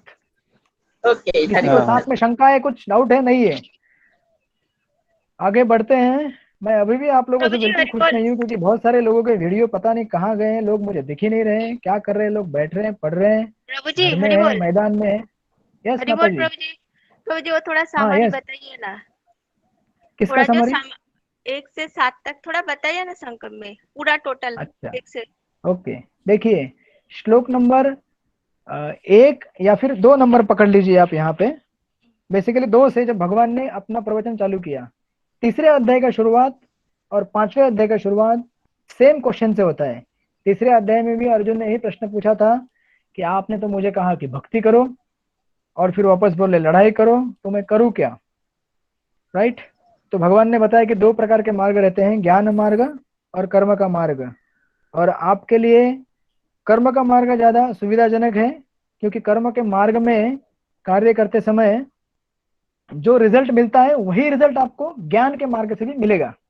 अर्जुन सोच रहे थे कि मैं कर्म नहीं करूंगा, ज्ञान मार्ग का अनुमोदन करके उसमें से मैं अपने कर्म के बंधन को छोड़ाऊंगा। लेकिन भगवान बोले कि देखो अर्जुन, तुम्हारा क्षत्रिय धर्म है, क्षत्रिय धर्म होने के हिसाब से तुमको कर्म मार्ग ही सुविधाजनक है, प्रैक्टिकल तुम्हारे लिए ये है। और भगवान उसी पॉइंट को बार बार रिपीटेडली 5वें अध्याय में भी स्ट्रेस करते हैं। इसलिए यहाँ पे कह रहे हैं कि जो 2 मार्ग है, सांख्य और योग। सांख्य यानी कि यहाँ पे अष्टांग योग का मार्ग, और योग यानी कि यहाँ पे कर्म योग का मार्ग। इन दोनों मार्ग में से सुविधाजनक मार्ग है कर्म योग का मार्ग। तो तीसरे अध्याय तक क्या हुआ था? कर्म का मार्ग, सॉरी ज्ञान मार्ग ऊपर दिख रहा था, कर्म मार्ग यहाँ दिख रहा था। लेकिन जैसे 5वां अध्याय आएगा तो भगवान ने क्या कर दिया? दोनों को इक्वल स्टेज पे ला दिया। भगवान ने बोला कि देखो अर्जुन, जो रिजल्ट कर्म के ज्ञान के मार्ग से मिलता है वही रिजल्ट कर्म के मार्ग से भी मिलता है। हमने देखा ये सब श्लोकों में संख्य योगो पृथक बाला और फिर यद संख्य प्राप्यते स्थानम, जो इससे मिलेगा वो भी इसी से मिलेगा। अब जैसे चैप्टर धीरे धीरे धीरे आगे बढ़ेगा वो कर्म का मार्ग और ज्ञान का मार्ग, सॉरी यहाँ पे कर्म मार्ग यानी कि भक्ति मार्ग ही, ज्ञान का मार्ग जो है जो इस लेवल पे आया था कर्म के साथ, वो ज्ञान का मार्ग नीचे जाएगा, कर्म का मार्ग ऊपर आएगा।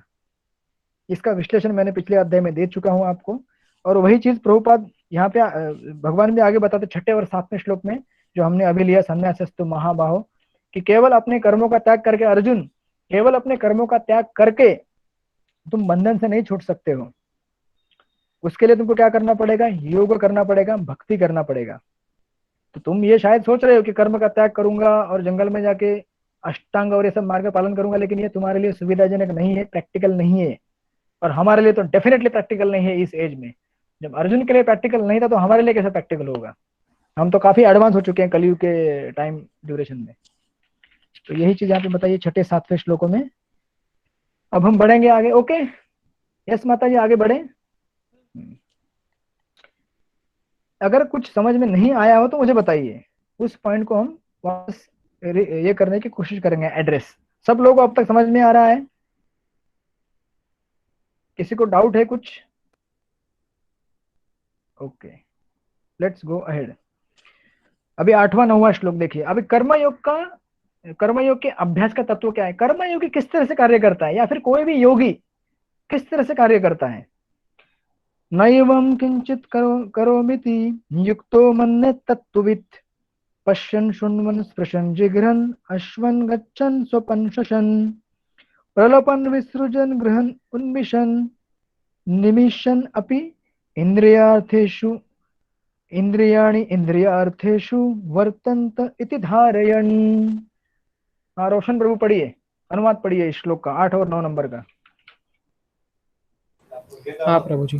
दिव्य भावनामृत युक्त पुरुष देखते, सुनते, स्पर्श करते, सूंघते, खाते, चलते, फिरते, सोते तथा श्वास लेते हुए भी अपने अंतर में सदैव यही जानता रहता है कि वास्तव में वह कुछ भी नहीं करता। बोलते, त्यागते, ग्रहण करते या आंखें खोलते बंद करते हुए भी वह यह जानता रहता है कि भौतिक इंद्रियां अपने अपने विषयों में प्रवृत्त है और वह इन सबसे पृथक है। अभी देखिए, सबसे टफ जो काम होता है अष्टांग योगियों का या फिर योग मार्ग में चलने वाले व्यक्तियों का, इवन हमारा भी होता है ये, लेकिन हमारा इतना टफ नहीं होता है। मैं बताऊंगा धीरे धीरे आपको कितना टफ होता है। देखिए, जैसे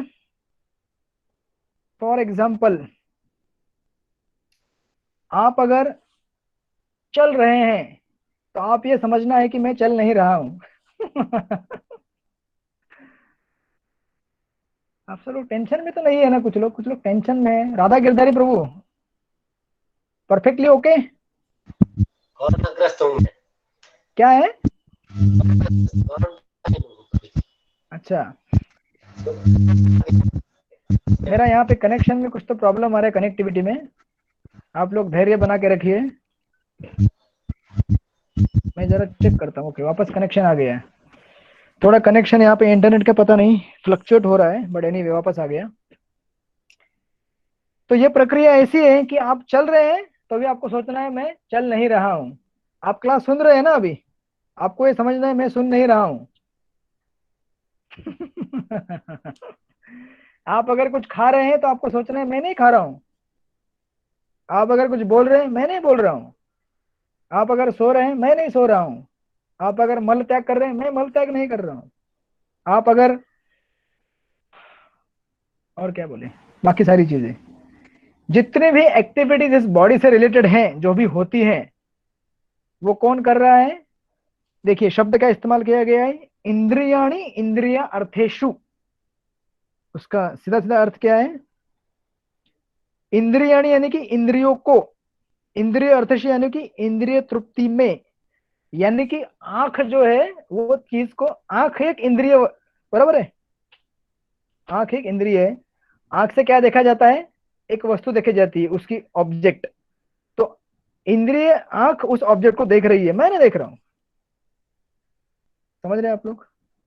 जब मैं खा रहा हूं तो ये जो बॉडी है इसके अंदर उसके मेंटेनेंस के लिए कुछ खाना जा रहा है और बॉडी मेंटेन हो रही है।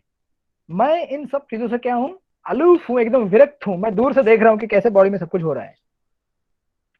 जैसे आपको मैं उदाहरण देता हूं एक प्रभुपाद का। जब हरिशौरी प्रभु प्रभुपाद को मसाज करते थे तो प्रभुपाद मसाज लेते समय एकदम दिव्य ट्रांस में चले जाते थे, समाधि में चले जाते थे। मानो जैसे कि कोई गाड़ी होती है, गाड़ी को जब आप गराज में लेके जाएंगे, गराज नहीं सॉरी या गराज में लेके जाएंगे, किसके लिए? उसका कुछ साफ सफाई करने के लिए। तो गाड़ी के अंदर जो बैठा रहा जो ड्राइवर है वो हर चीज जाके नहीं देखता है। ओके, गाड़ी का ये पार्ट खोला गया, गाड़ी में ये पार्ट में ऑयलिंग किया, अभी वो स्क्रू ढीला किया, वो टाइट किया। ड्राइवर अपने चुपचाप गाड़ी में बैठा रहता है। सही है कि नहीं? ड्राइवर बैठता है, गाड़ी का काम होता रहता है। उसी तरह से हरिशरी प्रभु कहते हैं कि प्रभुपाद बॉडी को क्या करते थे, जैसे कि गराज में छोड़ दिया है मसाज के लिए, मेंटेनेंस मोड के लिए, और प्रभुपाद खुद कहीं दूर चले गए, आध्यात्मिक जगत में जाके अपनी दिव्य लीलाओं को स्मरण कर रहे हैं वो। इस एग्जाम्पल को देके मैंने आपको समझाने का कोशिश कर रहा हूं कि योगी किस तरह से विचार करते हैं। आप लोगों को सेंस हो रहा है? यानी कि इसका सीधा सीधा अर्थ ये होता है कि अब योगी तो वहां पे है, समझो आप अगर खा रहे हैं, आप अगर सुन रहे हैं किसी चीज को, आप तो वहां पे है ना, लेकिन आप इमोशनली इन्वॉल्व नहीं हो रहे हैं। आप अपना मन उसमें, मतलब मानसिक दृष्टिकोण से आप इन्वॉल्व नहीं हो रहे हैं। वो केवल क्रियाएं होती जा रही हैं, आपका मन कहीं और है। एक्टिविटी हो रही है क्योंकि बॉडी को मेंटेन करना है, तो बॉडी खाएगा, बॉडी सोएगा, बॉडी चलेगा, नहाएगा, सब कुछ होता रहेगा, लेकिन आपका मन उसमें इमोशनली इन्वॉल्व नहीं है, भावनात्मक दृष्टि से इन्वॉल्व नहीं है।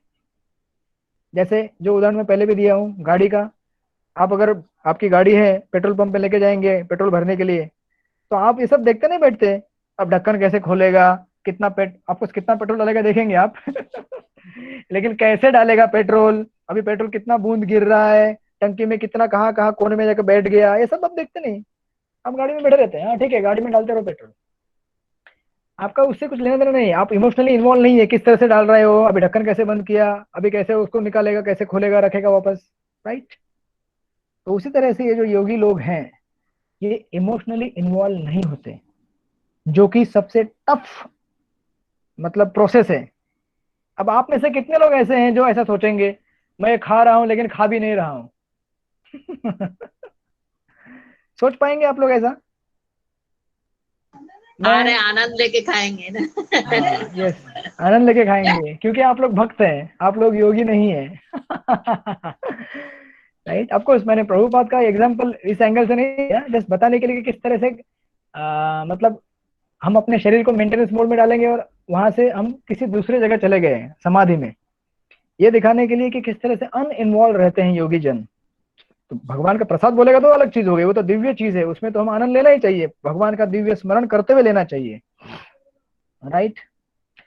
जैसे और एक उदाहरण लीजिए, कभी कभी देखिए हम लोग अपने रिश्तेदारों के घर जाते हैं, जो हमारे रिश्तेदार हैं या मित्र हैं।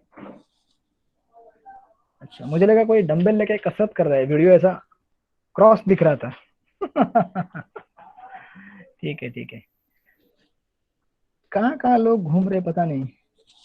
अच्छा, तो जब हम किसी रिश्तेदार के घर में जाते हैं उस समय क्या होता है कि बाकी लोग बहुत सारी बातें करते रहते हैं घर की। अरे मालूम है वो पिंकी का ऐसे शादी हो गया, अरे पिंकी के सगाई में ये लोग आए थे, पता है उसके घर में ये हो गया, पता है मेरे दोस्त का ये जॉब लग गया, पता है ये हो गया वो हो गया, ऐसा वैसा वैसा वैसा, दुनिया भर की हजार चीजें करते रहते हैं। तो हम लोग क्या करते हैं वहां पे जाने के बाद? हम लोग वैसे ही करते हैं जैसे ही योगी जन करते हैं। मतलब हम लोग सुन रहे हैं लेकिन फिर भी हम लोग उसमें इन्वॉल्व नहीं है, हम इमोशनली इन्वॉल्व नहीं है, हम सुन रहे हैं, हाँ ठीक है बोलते जाओ, लेकिन हमारा मन कहाँ है, अरे कब मंदिर जाऊंगा, कब घर में जाके चप्पा बाकी जपा करूंगा, भगवान का श्रृंगार करूंगा, ये बाकी सेवाएं हैं वो सेवा करूंगा, राइट। तो हमारा उसमें इमोशनल इन्वॉल्वमेंट नहीं रहता है। करेक्ट। तो ये जस्ट आपको समझाने के लिए दिया एग्जांपल, लेकिन ये प्रक्रिया बहुत ही कठिन प्रक्रिया है। इसीलिए ये प्रक्रिया को अडॉप्ट करके ये योगी लोग क्या करना चाहते हैं, किसी भी चीज से इमोशनली अटैच नहीं होना चाहते हैं। क्योंकि बंधन कब बनता है, जब आपका मन किसी चीज में आसक्त हो जाए। फॉर एग्जाम्पल, आप अगर कुछ चीज खा रहे हैं, तो अगर खाने में आपको अगर कोई चीज विशेष प्रिय लगती है, तो अभी प्रसाद का बाजू में रखिए, प्रसाद का यहाँ पे डिस्कशन मत लाइए।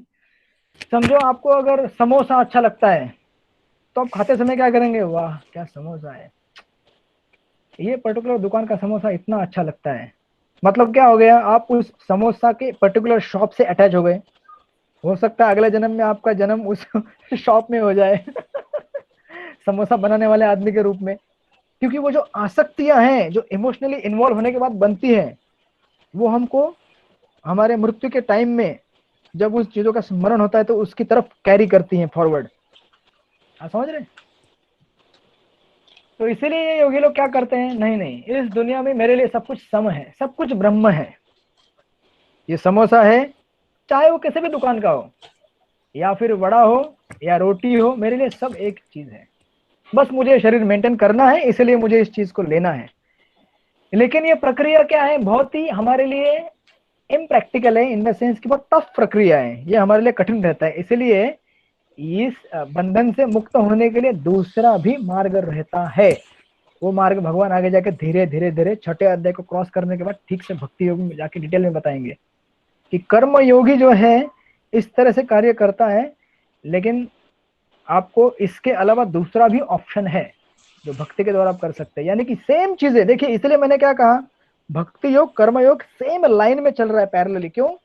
क्योंकि कर्म योग में भी आप खाते हैं, भक्ति योग में भी खाते हैं, लेकिन कर्म योग में जो खाना है वो आप ये समझ के खाते हैं कि मैं कुछ नहीं खा रहा हूँ, ये शरीर को मेंटेन करना है।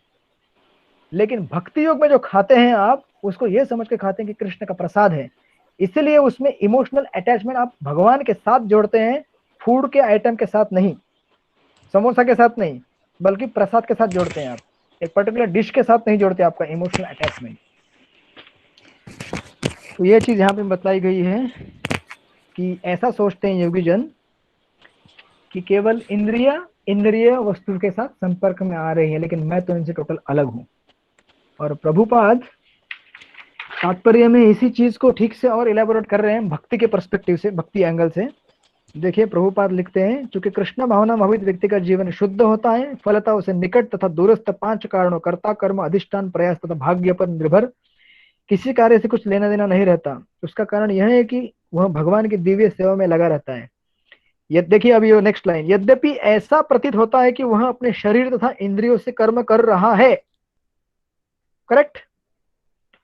जब भक्त प्रसाद लेता तो दिखेगा सबको कि अरे प्रसाद ले रहा है, लेकिन किंतु वह अपनी वास्तविक स्थिति के प्रति सचेत रहता है, जो कि आध्यात्मिक व्यस्तता है। यानी कि वो जब भी कुछ खा रहा है या पी रहा है या सो रहा है, ये यही समझ के ले रहा है कि मुझे भगवान की भक्ति करनी है, इसीलिए ये चीजें मेंटेन करने के लिए ले रहा हूँ, या फिर ये भगवान का प्रसाद है इसीलिए ले रहा हूँ। मैं क्या है, चावल नहीं खा रहा हूँ, मैं क्या खा रहा हूँ, चावल प्रसाद खा रहा हूँ। इसलिए देखिए कई बार जब भक्त प्रसाद सर्विंग करते तो बोलते हैं चावल प्रसाद, पूरी प्रसाद, पानी प्रसाद, दाल प्रसाद, बोलते हैं ना। ये संस्कार होता है। ये संस्कार क्यों, ऐसा क्यों बोला जाता है? ताकि हम जो चीज ले रहे हैं उसके पीछे हमारी चेतना बने कि ये मैं प्रसाद ले रहा हूँ, मैं केवल चावल नहीं खा रहा हूँ। अदरवाइज अगर हम यही सोचेंगे केवल मैं चावल खा रहा हूँ, तो फिर चावल के बहुत सारे ब्रांड आते हैं उसमें, बासमती राइस, सादा राइस, ये राइस, वो राइस, अलग अलग प्रकार के राइस के साथ हमारा अटैचमेंट बढ़ जाएगा। राइट? तो इस तरह से अटैचमेंट हमें कहाँ से कहाँ लेकर जाएगा मालूम नहीं। हो सकता है कभी आपको बासमती राइस खाने को नहीं मिल रहा, चलो होटल में जाके खाते हैं एक दिन या फिर घर में वो स्टैंडर्ड का वड़ा नहीं बनता है, तो चलो एक दिन होटल का वड़ा खाते हैं। तो जब हम किसी चीज को प्रसाद के रूप में ग्रहण नहीं करेंगे तो उसके साथ हमारी आसक्ति बढ़ जाती है, मटेरियली, स्पिरिचुअली नहीं। लेकिन प्रभुपाद बोल रहे हैं कि भौतिक चेतना में इंद्रिय तृप्ति में लगी रहती है, किंतु कृष्ण भावनामृत में कृष्ण के इंद्रियों को तुष्ट में लगी रहती है। अतः कृष्ण भावना हुई व्यक्ति सदा मुक्त रहता है, भले ही वह ऊपर से भौतिक कार्यों में लगा हुआ दिखाई पड़े। जैसे कि सिंपल एक्टिविटी प्रसाद लेने की, वो भी स्पिरिचुअलाइज हो जाती है, आध्यात्मिक बन जाती है। सिंपल एक्टिविटी कपड़े पहनने की, वो भी आध्यात्मिक बन जाती है। क्यों? क्योंकि कपड़े हम पहनते, जैसे गोपियां वृंदावन में बहुत अच्छा श्रृंगार करती थी, किसके लिए बताइए? कुंदन सिंह प्रभु जी बताइए, एक मिनट, कुंदन सिंह प्रभु जी मत बताइए। समर्पण गौर प्रभु कहाँ पे है? हाँ प्रभु जी। जरा आपका दर्शन देंगे मुझे, समर्पण गौर प्रभु। यस प्रभु। आप तो मास्क लगा के मार्केट में घूम रहे हैं क्या? बताइए, वृंदावन की ब्रज गोपियां अपना श्रृंगार अच्छा क्यों करती थी? अरे खाली वीडियो लगा के चले गए हरे हैं क्या कृष्णा। लोग? हाँ यस प्रभु जी। हाँ प्रभु जी, जरा फिर से पूछे, बताइए क्या आप बोल लोग रहे हैं? कहाँ थे? यहीं पे है सर प्रभु जी। हाँ प्रभु हरी जी। बोल। अरे क्लास चालू है रे, कुछ अर्जेंट है क्या? हाँ बोलिए प्रभु जी। हाँ प्रभु जी, क्या पूछे थे? तो वृंदावन की ब्रज गोपियां सुंदर श्रृंगार क्यों करती थी? कृष्ण के लिए। हाँ, तो आप क्लास में मौजूद है कि नहीं? है, वो चालू नहीं हो रहा था ना, उसमें दिमाग वो हो गया है, ऑन नहीं हो रहा था माइक। अभी आपका वीडियो ऑन रखिए। अभी ठीक मैं है। अगले क्लास से क्लास नहीं लूंगा अगर आप लोग अपना वीडियो ऑफ करके रहेंगे तो। सुन लीजिए सब लोग। अगले क्लास की क्यों बात कर रहे हैं? अभी से करो ना, अगले क्लास की क्यों वो कर रहे हैं? अभी से करो, इसमें क्या प्रॉब्लम है? कल करे सो आज, आज करे सो अब।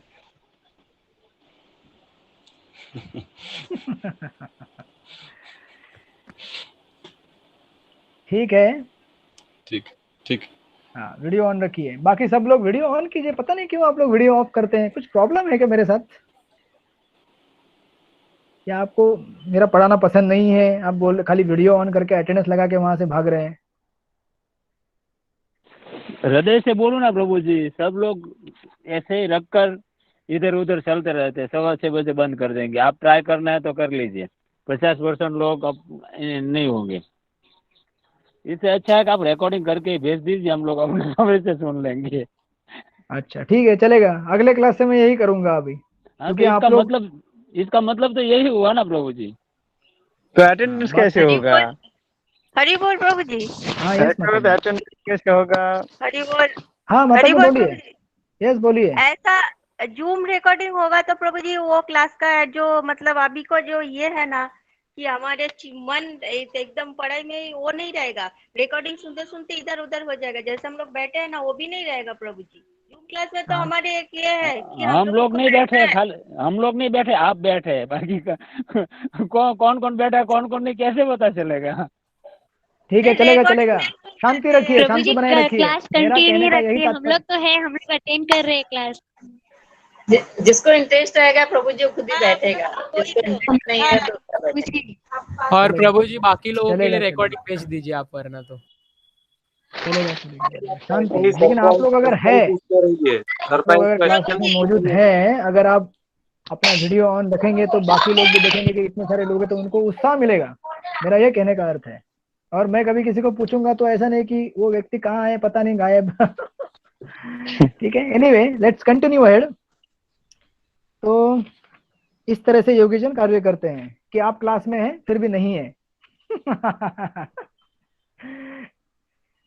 ठीक है ना, एकदम डिटैच मोड में। तो ऐसा मत कीजिए। ओके, तो अभी आगे कहेंगे, आगे के श्लोक में जाके देखते हैं। अभी श्लोक नंबर 10। ब्रह्मण्याधाय कर्माणि संगम त्यक्त्वा करोति य लिप्यते न स पापेन पद्मपत्रम इवाम्भसा। अनुवाद पढ़ेंगे, मैं बताऊंगा अभी। धीरू भाई प्रभु जी, धीरू भाई प्रभु जी कहाँ पे हैं? धीरू भाई प्रभु जी है कि नहीं इस क्लास में मौजूद? यस प्रभु जी, पढ़िए, अनुवाद पढ़िए 10 नंबर के श्लोक का। पढ़िए प्रभु जी। जो व्यक्ति कर्म फलों को परमेश्वर कर्म करता है वह पाप कर्म से उसी प्रकार अप्रभावित रहता है जिस प्रकार कल्प कमल पत्र जल से अस्पृश्य रहता है। एग्जैक्टली और कमल पत्र जल से, आपने देखा होगा कमल के ऊपर अगर कमल के पत्ते के ऊपर पानी डालेंगे तो पानी उसमें चिपकता नहीं है, सही है कि नहीं? क्यों नहीं चिपकता है? क्योंकि उसमें एक वैक्सी लेयर रहता है, पत्ते के ऊपर कोटिंग रहता है एक वैक्स का, मोम का, राइट। तो उसी तरह से जब भक्त या फिर योगी जन इमोशनली अटैच नहीं होंगे किसी चीज से, तो वो चीज वो करते हैं फिर भी नहीं करते हैं। मतलब उनके ऊपर वो चीज दिखती है कि ये कार्य कर रही है, लेकिन कार्य कर भी नहीं रही है, वो आती है और यहाँ से चली जाती है बिना कुछ रिएक्शन दिए हुए। जैसे पानी जो है कमल के पत्ते पर गिरता है, लेकिन उसको कुछ इफेक्ट किए बगैर वहां से चला जाता है। एग्जैक्टली उसे सेम कॉन्सेप्ट है, एग्जाम्पल देके एलाबोरेट किया गया है कमल पत्र का, राइट। प्रभुपाद देखिए तात्पर्य में उसको लिखते हैं सुंदर, ओके ऑफकोर्स वो आगे के श्लोक में, लेकिन यहां तक देखिए बीच में देखिए प्रभुपाद लिख रहे हैं पेज नंबर 209 में, यहां तक कि विशेष प्रकार का कर्म संपन्न करने के लिए भगवान द्वारा प्रदत्त मनुष्य का शरीर ही कृष्ण भावनामृत में संलग्न किया जा सकता है, तब यह पाप कर्मों के कलमश से वैसे ही परे रहता है जैसे कि कमल पत्र जल में रहकर भी भीगता नहीं। सेम थिंग कि जब आप भक्ति करेंगे तो कर्म हो रहा है लेकिन वो अकर्म है, कर्म नहीं हो रहा है। इसलिए कहा गया है भगवत 3.30 में कहते हैं मयि सर्वाणि कर्माणि सन्न्यस्य, संपूर्ण कर्मों को मुझे समर्पित करो। तात्पर्य यह है कि कृष्ण भावनामृत विहीन पुरुष शरीर एवं इंद्रियों को अपना स्वरूप समझकर कर्म करता है, किंतु कृष्ण भावन व्यक्ति है समझकर कर्म करता है कि यह देह कृष्ण की संपत्ति है, तो उसे कृष्ण के सेवा में लगाना चाहिए। इसकी वजह से उसका अटैचमेंट कृष्ण से होता है, ना कि देह से होता है, ना ही देह से संबंधित किसी वस्तु से होता है। उसी को और आगे बढ़ाया है, कायेन मनसा बुद्ध्या केवल इंद्रियरपि योगिन कर्म कुर्वन्ति संगतक्तम शुद्धये संगतवक्त आत्मशुद्धये। अनुवाद पढ़ेंगे, भावना माता जी पढ़िए अनुवाद, भावना माता जी अनुवाद पढ़िए। हाँ यस माता जी पढ़िए अनुवाद, श्लोक नंबर 11।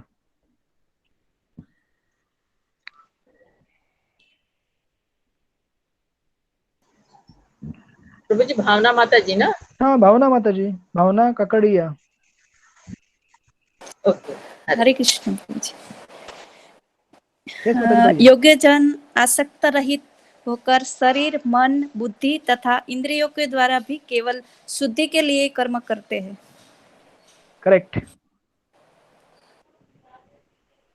तो किसके लिए कार्य करना चाहिए हमें? शुद्धि के लिए। और इस लेवल तक कि अगर हमारा ये 3 लेवल वापस दी गई यहाँ पे, शरीर मन बुद्धि, 4 लेवल दी गई है, शरीर मन बुद्धि तथा इंद्रिया।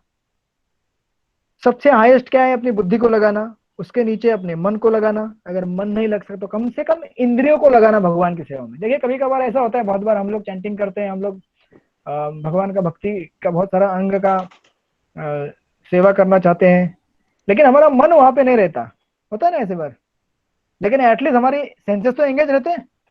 इसीलिए विश्वनाथ चक्रवर्ती ठाकुर ये जो केवलेर शब्द का अर्थ ही देते हैं कि अरे भाई तुमसे कुछ भी अगर नहीं होगा तो कम से कम अपनी इंद्रिया तो भगवान की सेवा में लगाओ, एटलीस्ट फिजिकली सेंसेस से तो सेवा करो।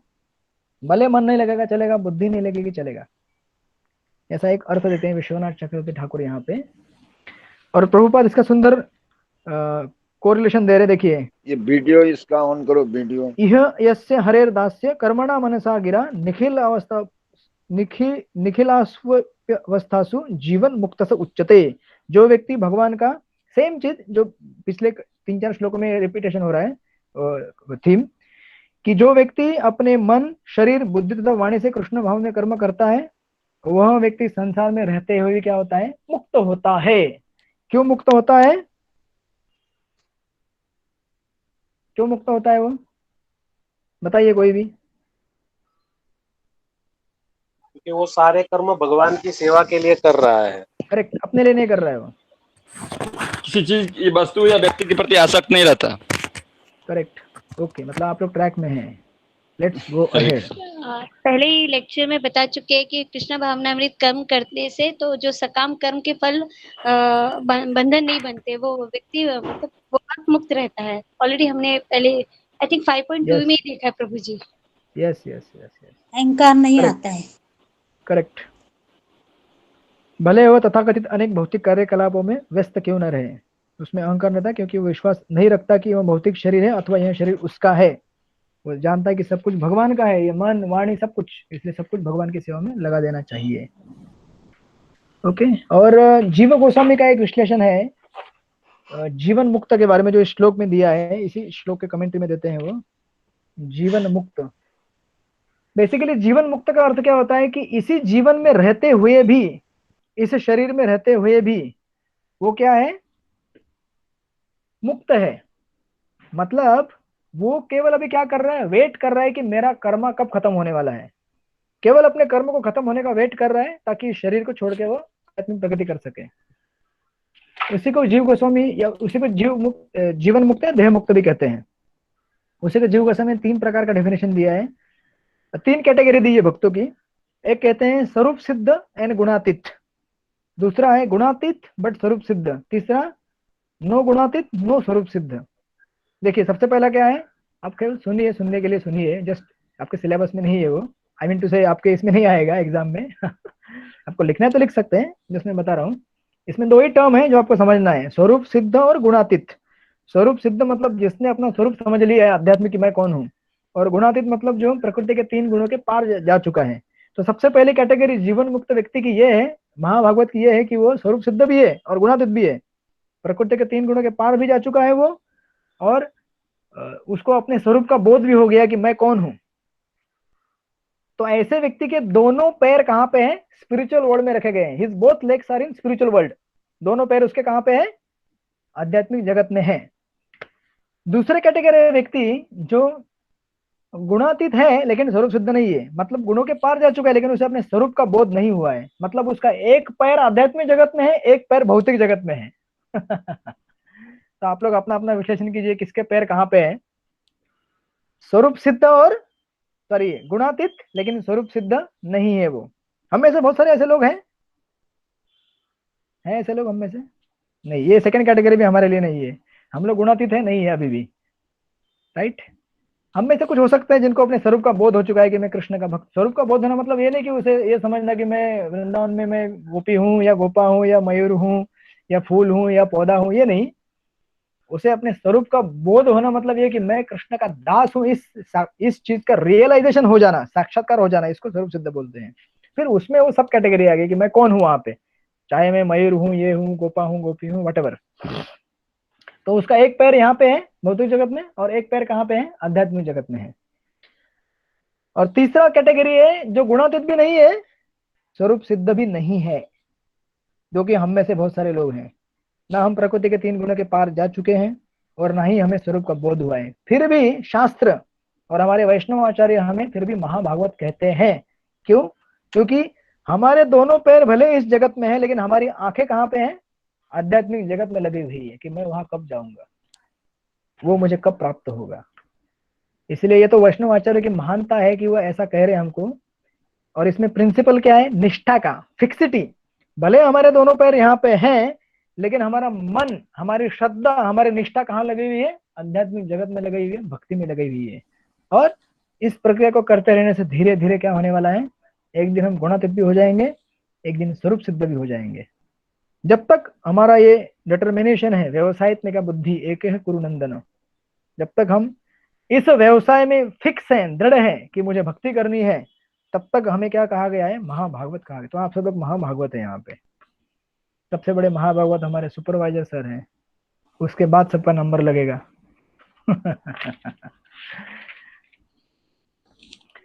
उनका वीडियो बंद हो गया प्रभु जी लगता है। प्रभु जी क्योंकि आप लोग साल में जाना अच्छा है क्या बोल रहे हैं? वृंदावन में गए हैं कोरोना का ऐसा माहौल में, तो ठीक है क्या? तो वो योगी जैसा काम कर रहे हैं ना, वो बोल रहे हैं कि कोरोना है फिर भी नहीं है, क्योंकि मैं उससे आसक्त नहीं क्योंकि मैं उससे अटैच नहीं हो रहा हूँ। कोरोना को दूर भगा दिया है क्योंकि मैं गायों के सानिध्य में रहता हूँ, कहा ना उन्होंने। यस, कोई तो आवाज आई थी बीच में, बोलिए प्रभु जी। हरे कृष्ण। हाँ प्रभु जी हरे कृष्ण। आपने 3 गुणों का नाम बताया, एक तो स्वरूप सिद्ध, गुणातीत, और तीसरा का नाम क्या है? तीसरा नहीं है प्रभु जी, दो ही है। हमने तीन तो दो ही है, दोनों की कैटेगरीज है। ओके पहला व्यक्ति स्वरूप सिद्ध भी है, गुणातीत भी है। ओके दूसरा व्यक्ति गुणातीत ठीक है लेकिन स्वरूप सिद्ध नहीं है। तीसरा व्यक्ति ना गुणातीत है ना स्वरूप सिद्ध है। ओके, उसका नाम कुछ भी नहीं है। उसका नाम है मयूर प्रभु। जो गुणातीत भी नहीं है, जो स्वरूप सिद्ध भी नहीं है। हम में तो सब लोग वैसे ही हैं। ऑफकोर्स आप में से कुछ लोग रहेंगे जो स्वरूप सिद्ध भी हैं, गुणातीत भी हैं। क्या पता आप लोग भक्ति शास्त्री क्लास यहाँ पे जस्ट सुनने के लिए बैठे हुए हैं, साक्षात्कारी व्यक्ति रहेंगे। मैं किसी को जज नहीं करूंगा, लेकिन ओवरऑल हमारी ये स्थिति, क्योंकि हम लोग साधक हैं। तो अभी इसी विश्लेषण को आगे बढ़ाएंगे भगवान। आप लोगों के पास शक्ति है अभी भी? है शक्ति है? है। सचमुच अभी मुझे लग रहा है क्लास में केवल 10-12 लोग ही मौजूद है। बाकी लोग तो वीडियो ऑफ करके कहाँ चले गए, कुछ पता नहीं चल रहा है। अच्छा फॉरेनर्स चलेगा, कोई बात नहीं, लेकिन यहाँ पे दिखने के लिए 32 लोग दिख रहे हैं। That's good. हाँ है प्रभु जी, शक्ति है, शक्ति बहुत है। बहुत है, क्या बात है। एक बार जोर से हरे कृष्ण चैंटिंग करते हैं। हरे बोल, हरे हरे राम हरे राम। अकेला कर रहा हूँ क्या? हरि बोल। आप लोग चैंटिंग नहीं किए? मेरे साथ मैं सोचा था चैंटिंग मैं कर रहा हूँ, तो आप लोग भी कर रहे हैं। आ गए ना प्रभु जी सब? यस यस यस, आ गए। यस ओके, तो ये अभी हो गया श्लोक नंबर, आ गया 11 नंबर। कायेन मनसा 11 नंबर हुआ। Yes yes.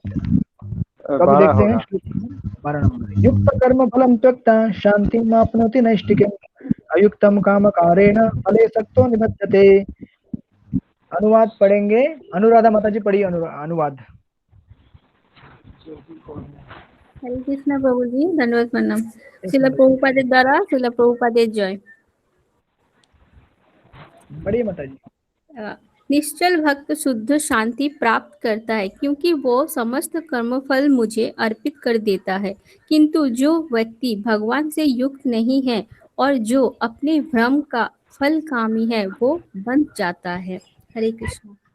अब यहाँ पे तुलना की गई है कर्मकांडी और कर्मयोगी व्यक्ति की।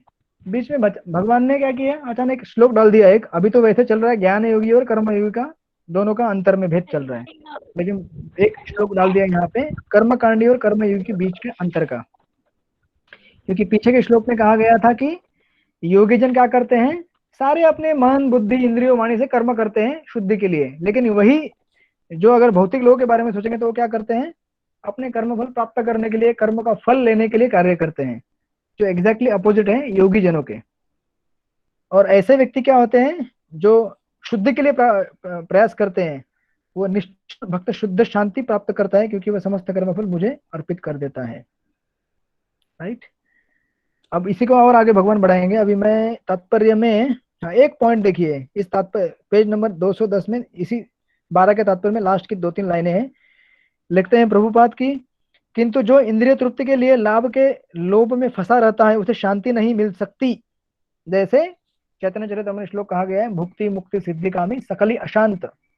जो व्यक्ति हमेशा किसी चीज की मतलब इच्छा करता रहेगा, even up to the point of mukti की भी अगर कोई इच्छा करता है, मुक्ति पाने के लिए लालायित रहता है, तो वो व्यक्ति भी सुखी नहीं रह सकता। इसलिए देखिए हम में से जितने भी लोग हैं ना, हम लोग भी अगर ज्यादा ही रेस्टलेस हो जाएंगे कि मैं भगवत धाम कब जाऊंगा, मैं भगवत धाम कब जाऊंगा, मुझे भगवत धाम जाना है, मैं यहाँ पे बहुत कंटाल गया, मुझे नहीं रहना इस दुनिया में, मुझे नहीं रहना इस दुनिया में, तो क्या होगा? क्या होगा? हम लोग भी क्या बन जाएंगे? सकल अशांत। हाँ, हम लोग अशांत हो जाएंगे। कौन सा पेज का है? 210 पेज नंबर में श्लोक नंबर 5.12 12 नंबर का श्लोक, उस तात्पर्य में आखिरी के 2-3 लाइनें हैं। तो इसलिए प्रभुपाद के तात्पर्य अब बहुत ही सिस्टमेटिक और क्लियर है। इसलिए देखिए तात्पर्य पढ़ते ही हमको टोटली क्लियर होते जा रहा है कि क्या बोल रहे हैं प्रभुपाद। भक्ति योगी कैसा रहता है, कर्मयोगी कैसे रहता है, कर्मकांडी कैसे होता है। राइट। तो कोई भी व्यक्ति even up to the point of mukti, यहां तक कि भगवत धाम जाने की इच्छा भी हमें नहीं रखनी चाहिए, कहा जाता है। क्यों ऐसा? अभी आप बोलेंगे अरे हमारा तो गोल है बैक टू कॉलेज जाना तो ऐसा क्यों बोल रहे हैं आप? ये ऐसा इसलिए कि भगवत धाम जाना या न जाना किसके हाथ में है? हमारे हाथ में। लेकिन जब भगवान सैंक्शन करेंगे, जब भगवान इच्छा करेंगे, तब हमारे लिए विश्वम पूर्ण सुखायते जो कहते हैं प्रबोधानंद सरस्वती, विश्वम पूर्ण सुखायते, वो कब होगा? जब हर जगह हम भगवत धाम को देखेंगे। तो ऑफकोर्स मैं ये नहीं बोल रहा हूँ कि हमें एस्पायर नहीं करना चाहिए, बैक टू गॉड जाने के लिए एस्पायर कीजिए, लेकिन रेस्टलेस मत होइए। जब हमारा कर्म ठीक से होगा, भगवान की ठीक से साधना होगी, तो डेफिनेटली भगवत धाम जाएंगे। लेकिन अगर हम अननेसेसरीली उसको बार बार वही पॉइंट रखेंगे, तो भगवत धाम जाके करेंगे क्या आप? फॉर एग्जाम्पल, अगर आप एकदम बोल रहे हैं भगवत धाम जाने, भगवत धाम जाने, यहाँ पे सेवा नहीं कर रहे कुछ ऐसे कुछ भक्त रहते हैं बहुत सारे जो बोलते हैं कि अरे केवल वेदों का अध्ययन करना है। अभी फॉर एग्जाम्पल जिस गीता का आप अध्ययन भी करेंगे, गीता हमें क्या बताती जा रही है अब तक? प्रभुपाद के तात्पर्य हमें क्या बताते जा रहे हैं अब तक? बताइए, कौन बताएगा? बताइए, क्या बताती जा रही है गीता हमको अभी तक? कर्म करने के लिए, कृष्ण भावनामृत कर्म करने के लिए। बेसिकली हमें ये कहा जा रहा है कि इतना सब इंटेलेक्चुअल जिम्नास्टिक, आपको सिर्फ इंटेलेक्चुअल जिम्नास्टिक नहीं है, लेकिन इतना सब सुनने के बाद, इतने सब एग्जाम देने के बाद, भक्ति शास्त्री पास होने के बाद, अल्टीमेटली हमको क्या करना है? भगवान की सेवा ही करनी है ना। और अगर हम पहले से ये हमारा विजन क्लियर नहीं करेंगे कि मुझे भगवान की सेवा करनी है, उसी के लिए सब इतना बड़ा प्रयास चल रहा है, तो जब हम भक्ति शास्त्री कोर्स पूरा करने के बाद कोई अगर आएगा, बोलिए प्रभु जी ये सेवा कीजिए, थोड़ा सा झाड़ू मारिए यहाँ पे, अरे ऐसे ऐसे नहीं हम करते, हमें केवल गीता पढ़ाएंगे बैठ के, हम भक्ति शास्त्री किए, हम प्रचारक हैं, जानते हैं आप हमारा केवल कर्म क्या है? गीता पढ़ाना। तो व्यक्ति ने पॉइंट मिस कर दिया। गीता हमें ये बतला रही है कि आपको ये सब करने के बाद सेवा करनी है। और भगवत धाम, जो लोग बोलते रहते हैं कि भगवत धाम जाना है, भगवत धाम जाना है, अरे भगवत धाम जाके करेंगे क्या आप? अगर आपने यहाँ पे सेवा करने का हैबिट नहीं लगाया है, भक्तों से प्रेम करने का हैबिट नहीं लगाया है तो फिर भगवत धाम जाके करेंगे क्या? वहां पे क्या है, घूमने फिरने का कोई पार्क है क्या? तो वहां जाएंगे, घूमेंगे, जहाँ पे जन्म मृत्यु जरा व्याधि नहीं है। तो आपको लग रहा है कि जन्म मृत्यु जरा व्याधि नहीं, दुखों से हम दूर हो जाएंगे, कष्ट मिटेंगे, वहां जाएंगे, बैठेंगे, हाँ यहाँ पे कोई टेंशन नहीं है अभी, ना यहाँ पे जन्म है, ना मृत्यु, ना जरा, ना व्याधि, ना किसी का टेंशन, ना मेरे बाजू वाला, ना पड़ोस वाला, ना मेरे बाजू में बैठने वाला भक्त, अरे तू ऐसे क्या कर रहा है, वैसे क्या कर रहा है, ये सेवा कर। ये अगर हम ऐसे मेंटालिटी से जाएंगे तो फ्रस्ट्रेट हो जाएंगे। इसलिए ऐसे लोग जो रेस्टलेस हैं अननेसेसरीली, भुक्ति मुक्ति सिद्धि कामी, ये सब लोग कभी शांत नहीं हो सकते। केवल भक्त शांत हो सकता है, और वो भक्त जहां भी रहे वहां शांत हो सकता है। जैसे देखिए, एक बार अनंत आचार्य है तिरुपति के, एक उदाहरण देते हैं कि उनको एक बार सांप काटने के लिए आया। तो सांप जब काट रहा था तो ये सोच रहे थे कि अगर ये सांप काटेगा तो अगर मैं जिंदा रहूंगा, समझो मैं अगर जिंदा रह गया, सांप नहीं काटा, तो मैं क्या करूंगा? इस दुनिया में रहकर भगवान की सेवा करूंगा। और अगर सांप ने मुझे काट लिया और अगर मैं मर गया तो मैं आध्यात्मिक जगत में जाके भगवान की सेवा करूंगा। तो मेरे लिए कुछ फर्क नहीं पड़ रहा है भले सांप मुझे काटे या ना काटे। आपको मैं ये नहीं बोलूँ कि सांप लेके आइए और सांप से अपने आप को कटवाइए लेकिन मेरे कहने का तात्पर्य है कि अगर हम इस भाव में रहेंगे कि मुझे जहां भी जाना है, रहना है, भगवान की सेवा करनी है, तो आपको कुछ टेंशन नहीं आएगा। अदरवाइज अशांत रहेंगे आप, वो शांति प्राप्त नहीं हो सकती। अब इसी कंसेप्ट को और आगे बढ़ा रहे हैं 13वें श्लोक में। सर्वकर्माणि मनसा सन्न्यसस्ते सुखम वशी नवद्वारे पुरे देहि नैवं कुर्वन् कारयन्। श्लोक पढ़ेंगे, अनुवाद विजय दास करके यहाँ पे दिख रहा है, माता जी हैं, आप पढ़िए माता जी। श्लोक नंबर 5.13, 5.13, विजय प्रभु जी के यहाँ पे, ठीक है, कोई है नहीं लगता है, अच्छा है, पढ़िए माता जी। जब देहधारी जीवात्मा अपनी प्रकृति के वश में कर लेता है और मन से समस्त कर्मों का परित्याग कर देता है, तब वो दारों वाला नगर भौतिक शरीर में बिना कुछ किए कराए सुख पूर्वक रहता है। ओके, ये 9 द्वार कौन से हैं? City of 9 gates. हाँ करेक्ट। हमारे कान, हमारे नाक, हमारी आंखें, हमारा मुख, और जहाँ से विष्ठा जाती है और जहाँ से प्रजनन होता है, ये सब जो टोटल 9 शरीर में हमारे होल हैं, इसको बोलते हैं सिटी ऑफ 9 गेट। वो गेट है, वहां से जीवात्मा मतलब शरीर छोड़ते समय शरीर छोड़ सकता है। अब वो वर्णन आएगा 8वें अध्याय में कि अगर आप इस पार्ट से शरीर के शरीर छोड़ेंगे तो ऑस्पिशियस रहता है, यहाँ से छोड़ेंगे तो इनऑस्पिशियस रहता है, वगैरह वगैरह। तो ये 9 दौर वाले शरीर में जीवात्मा क्या कर सकता है, सुखपूर्वक रह सकता है। कैसे? जब वो अपने प्रकृति को और मन को क्या करेगा, मन जो किए जाने वाले कर्म है उनसे मिलने वाले जो, अब यहाँ पे कर्मों का परित्याग मतलब क्या, कर्म के द्वारा मिलने वाले फलों का परित्याग, उसका ये अर्थ होगा यहाँ पे सुखपूर्वक रहता है। अब देखिए प्रभुपाद यहाँ पे लिखते हैं, एक सुंदर लाइन प्रभुपाद ने लिखा है, शरीर अथवा नगर रूपी शरीर के कार्य प्राकृतिक गुणों द्वारा स्वतः संपन्न होते हैं। शरीर की परिस्थितियों के अनुसार रहते हुए भी जीव इच्छानुसार इन परिस्थितियों के परे भी हो सकता है। हो गए कंफ्यूज आप लोग? वापस पढ़ता हूं मैं वो लाइन, मुझे इसका अर्थ बताइए जो भी बताना चाहे वो। शरीर अथवा नगर रूपी शरीर के कार्य प्राकृतिक गुणों द्वारा स्वतंत्र संपन्न होते हैं। शरीर की परिस्थितियों को के अनुसार रहते हुए भी जीव इच्छानुसार इन परिस्थितियों के परे भी हो सकता है। कौन बताएगा इसका अर्थ?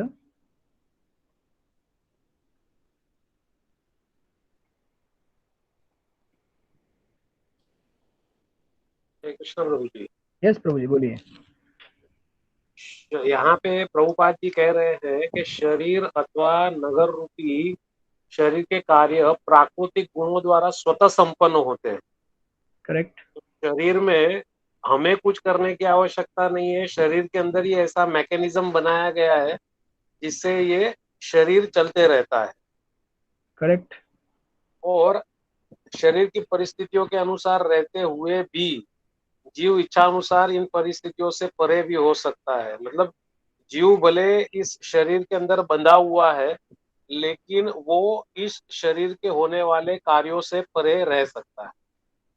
Correct, right. इसके लिए आपको एग्जांपल देता हूँ और समझने के लिए। जैसे समझो अगर आप लोकल ट्रेन से ट्रेवल कर रहे हैं, आपके पास सफर करने का कोई ऑप्शन नहीं है, फॉर एग्जांपल खाली लोकल ट्रेन है। लोकल ट्रेन में जब आप सफर करेंगे तो लोकल ट्रेन में बहुत भीड़ रहेगा, राइट। अभी जैसे लॉकडाउन खुलेगा तो इतना गर्दी हो जाएगा, इतने महीने से जो जीवात्माएं मुंबई शहर में घूमने के लिए व्याकुल हैं, अपने अपने कार्य चालू करने के लिए, उद्योग चालू करने के लिए व्याकुल हैं, वो सब लोग जब इस ट्रेन में घुसेंगे तो इतनी भीड़ हो जाएगी कि शायद मैं क्लास के लिए आने पाऊंगा, ऐसे ऑनलाइन क्लास लूंगा आप लोगों का तो उस भीड़ में क्या हो जाएगा, भयंकर पीड़ा होगी, आपको कष्ट होगा, कोई आपको हाथ से धक्का करेगा, कोई गाली देगा, कोई कुछ बोलेगा। तो ये हो गई हमारी परिस्थिति। अब प्रभुपाद लिखते हैं कि शरीर की परिस्थितियों के अनुसार या फिर शरीर के लिए हमारे आसपास जो परिस्थितियां बनती है लोकल ट्रेन के अंदर, उन परिस्थितियों के अनुसार हमें रहना पड़ेगा। अब हम ट्रेन से जंप तो नहीं कर सकते, हमको जाना है किसी सफर में तो टॉयलेट करना पड़ेगा, उस गर्दी में रहना पड़ेगा, परेशानी में रहना पड़ेगा। वैसे रहते हुए भी जीव इच्छा अनुसार क्या कर सकता है, इन परिस्थितियों के परे हो सकता है। यानी कि अगर आप चाहें तो आप उस परिस्थिति में हो सकते हैं और चाहें तो उस परिस्थिति में नहीं हो सकते। कैसा मतलब अर्थ हुआ इसका कि अगर आप वहां पे हैं और आप केवल सोच रहे हैं यार क्या परेशान हो गया, मैं ये गाड़ी में आ गया, ये जिंदगी इतनी परेशान है, ये मुझे परेशान कर रहा है, मैं यहाँ पे पैर रख रहा हूँ, कोई पैर के ऊपर पैर रख रहा है, ये सामान फेंक रहा है, आप फ्रस्ट्रेट हो सकते हैं, राइट। लेकिन अगर आप चाहें तो आप ये सोच सकते हैं कि दैट्स ऑल राइट, 2 घंटे का जर्नी है, मुझे सहन करने दो। और समझो अगर आपके कान में अगर ईयरफोन लगा हुआ है तो कीर्तन लगाइए, सुनते रहिए आप, नहीं तो आपका जो एक्सपीरियंस है, इसलिए कहते हैं कि वी डू नॉट, बोलते हैं कि हम लोग अपनी परिस्थिति को चूज नहीं कर सकते लेकिन हमारे एक्सपीरियंस को चूज कर सकते हैं। और देखिए ये बहुत ही सटल, बहुत ही गहरा कॉन्सेप्ट है, इसको समझने की कोशिश कीजिए।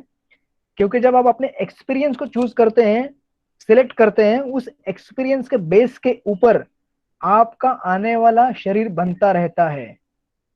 समझो अगर आप उस परिस्थिति में हैं और आप केवल एक दूसरे को गाली गलौज कर रहे हैं और एकदम फ्रस्ट्रेट हो रहे हैं आप, तो आपकी चेतना जो है क्या बन जाती है, तमोगुणी बन जाती है, राइट। तो आपके विचार तमोगुणी होते हैं और तमोगुणी दिशा में आपका जीवन जा रहा है उस समय। लेकिन अगर आप उसी परिस्थिति में रहते हुए अगर आप अध्यात्म का चिंतन करेंगे, ठीक है दैट्स ऑल राइट, ओके, थोड़े समय के लिए मुझे सहन करने दो, और अब अगर भगवान का कुछ मतलब जो भी आपको याद आएगा, भागवत के कुछ प्रसंग याद आएंगे वो सुनेंगे, या फिर कुछ कीर्तन सुन रहे हैं, या फिर आपके हाथ में बीडी बैग है, या फिर काउंटर है, आप जप करते जाएंगे, तो आप उस परिस्थिति में रहते हुए भी उस परिस्थिति के क्या हो गए हैं, परे हो गए हैं। ये प्रभुपाद यहाँ पे उदाहरण दे रहे हैं।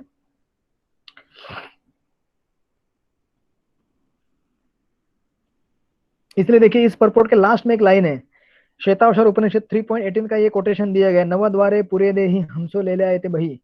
बोलते हैं कि अतः कृष्ण भावना हो व्यक्ति शरीर के बाह्य तथा आंतरिक दोनों कर्मों से मुक्त रहता है। Is it right? समझ में आ रहा है आप लोगों को? देखिए ये बहुत ही सुंदर विज्ञान प्रभुपाद इस और गीता में भगवान दे रहे हैं, क्योंकि हम हर बार अपनी परिस्थितियों को चेंज नहीं कर सकते। अब हमारी जैसे परिस्थिति चल रही है लॉकडाउन की है, हम उसे कितना चेंज कर पा रहे हैं? नहीं कर पा रहे ना। लेकिन हम अपने एक्सपीरियंस को चेंज कर सकते हैं बेस्ड ऑन अवर अंडरस्टैंडिंग कि बाबा मैं कौन हूँ, मैं इस दुनिया में क्यों आया हूँ, मुझे क्या करना चाहिए, अपनी चेतना कैसी बनानी चाहिए। ये सब विचार अगर रखेंगे तो हम उस परिस्थिति के पार जा सकते हैं। अदरवाइज हम परिस्थिति का शिकार तुरंत बन सकते हैं और परिस्थिति के लिए हम भगवान को जिम्मेदार बना सकते हैं या दूसरों को जिम्मेदार बना सकते हैं। लेकिन अगर हम सोचे तो हम इस परिस्थिति के पार जा सकते हैं। अब आगे बढ़ते हैं श्लोक नंबर 14 में। इसी को अगर डिस्कशन भगवान आगे बढ़ा रहे हैं। आगे बोलते हैं न कर्तुत्वम न कर्माणि लोकस्य सुजति प्रभु न कर्म फल संयोगम स्वभावस्तु प्रवर्तते। इस श्लोक में बोल रहे हैं कि शरीर रूपी नगर का स्वामी देहधारी जीवात्मा न तो कर्म का सृजन करता है, न लोगों को कर्म करने के लिए प्रेरित करता है, न ही कर्म फल की रचना करता है। यह सब तो प्रकृति के गुणों द्वारा ही किया जाता है। अब देखिए अभी आपको कंफ्यूजन होना चालू हो जाएगा। ये श्लोक 14 और 15 बहुत ही इंपॉर्टेंट है। 14, 15, 16 ये 3 श्लोक वेरी वेरी इंपॉर्टेंट इस चैप्टर में। अगर इनको आप समझे तो आधा इस चैप्टर का मर्म समझ जाएंगे, क्योंकि ये 3 श्लोकों में कर्ता कौन है और कर्ता कौन नहीं है इसका विश्लेषण किया गया है। तो हमारे पास अभी एग्जैक्टली 13 मिनट है। 13 या फिर समझ लीजिए और 2 मिनट जोड़ के 15 मिनट कर देते हैं। 15 मिनट में इसको पूरा करने की कोशिश करेंगे तो यहाँ तक एक सेक्शन पूरा हो जाएगा हमारा। प्रभु जी सॉरी, हाँ मेरा फोन में जरा ये हो रहा है रिचार्ज का ये हो रहा है, तो अगर वो मतलब आउट ऑफ हो जाएगा तो ये मत समझना कि मैं मतलब चली गई, रह के शट डाउन और ये हो रहा है। यस यस माता जी कोई प्रॉब्लम नहीं। ओके आप रहेंगी फिर भी नहीं रहेंगी और आपको रिकॉर्डिंग मिल जाएगा। Yes yes thank you don't worry, आपको रिकॉर्डिंग दे देंगे। तो यहाँ पे बोल रहे हैं, देखिए अभी कितना कॉन्ट्रास्ट आएगा इस श्लोक में और अगले श्लोक में। बोल रहे हैं कि जीवात्मा ने तो किसी कर्म का सृजन करता है, यानी कि किसी कर्म को निर्माण करता है, न लोगों को कर्म करने के लिए प्रेरित करता है, न ही कर्म फल की रचना करता है। ये सब कौन करता है? प्रकृति के गुण करते हैं। बराबर है ना? जैसे पिछला कुछ वर्णन आता जा रहा है, ना मैं बैठ रहा हूं, ना मैं खा रहा हूं, ना मैं सो रहा हूं, ना मैं चल रहा हूं। इंद्रिय अर्थेशु इंद्रियाणी इंद्रिय अर्थेशु, जो इंद्रिय वस्तु है इंद्रिय के साथ कांटेक्ट में आ रही है, मैं तो इससे अलूफ हूं, राइट। लेकिन देखिए अभी प्रभुपाद कैसे बोलेंगे तात्पर्य में। जैसा कि 7वें अध्याय में बताया गया है कि जीव तो परमेश्वर की शक्तियों में से एक है, किंतु वह भगवान की अपरा प्रकृति है जो पदार्थ से भिन्न है।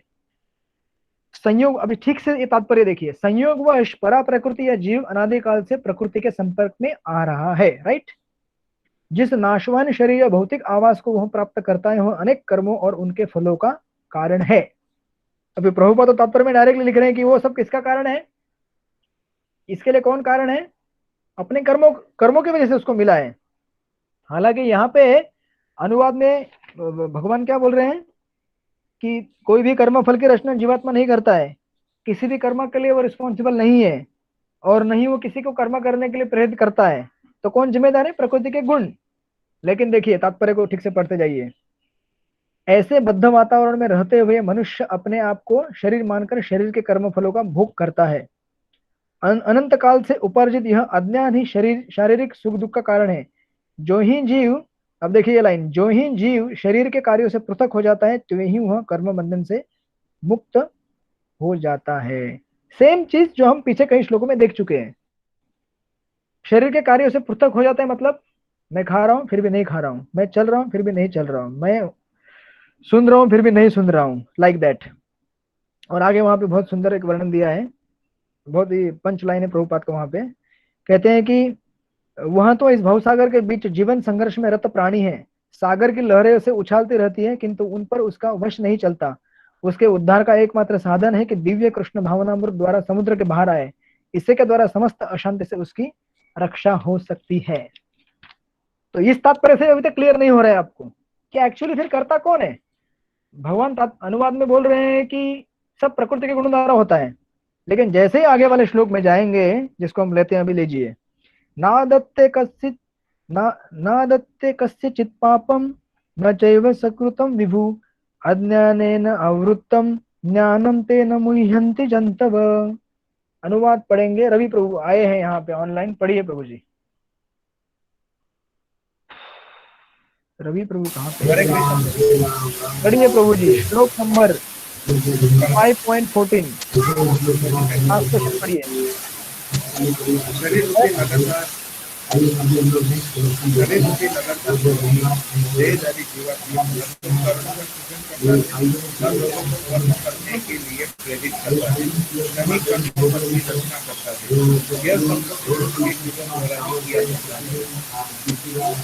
ठीक है, आपकी आवाज बहुत धीमी आ रही है, आप पढ़िए प्रभु जी। प्रभु जी पढ़िए आप।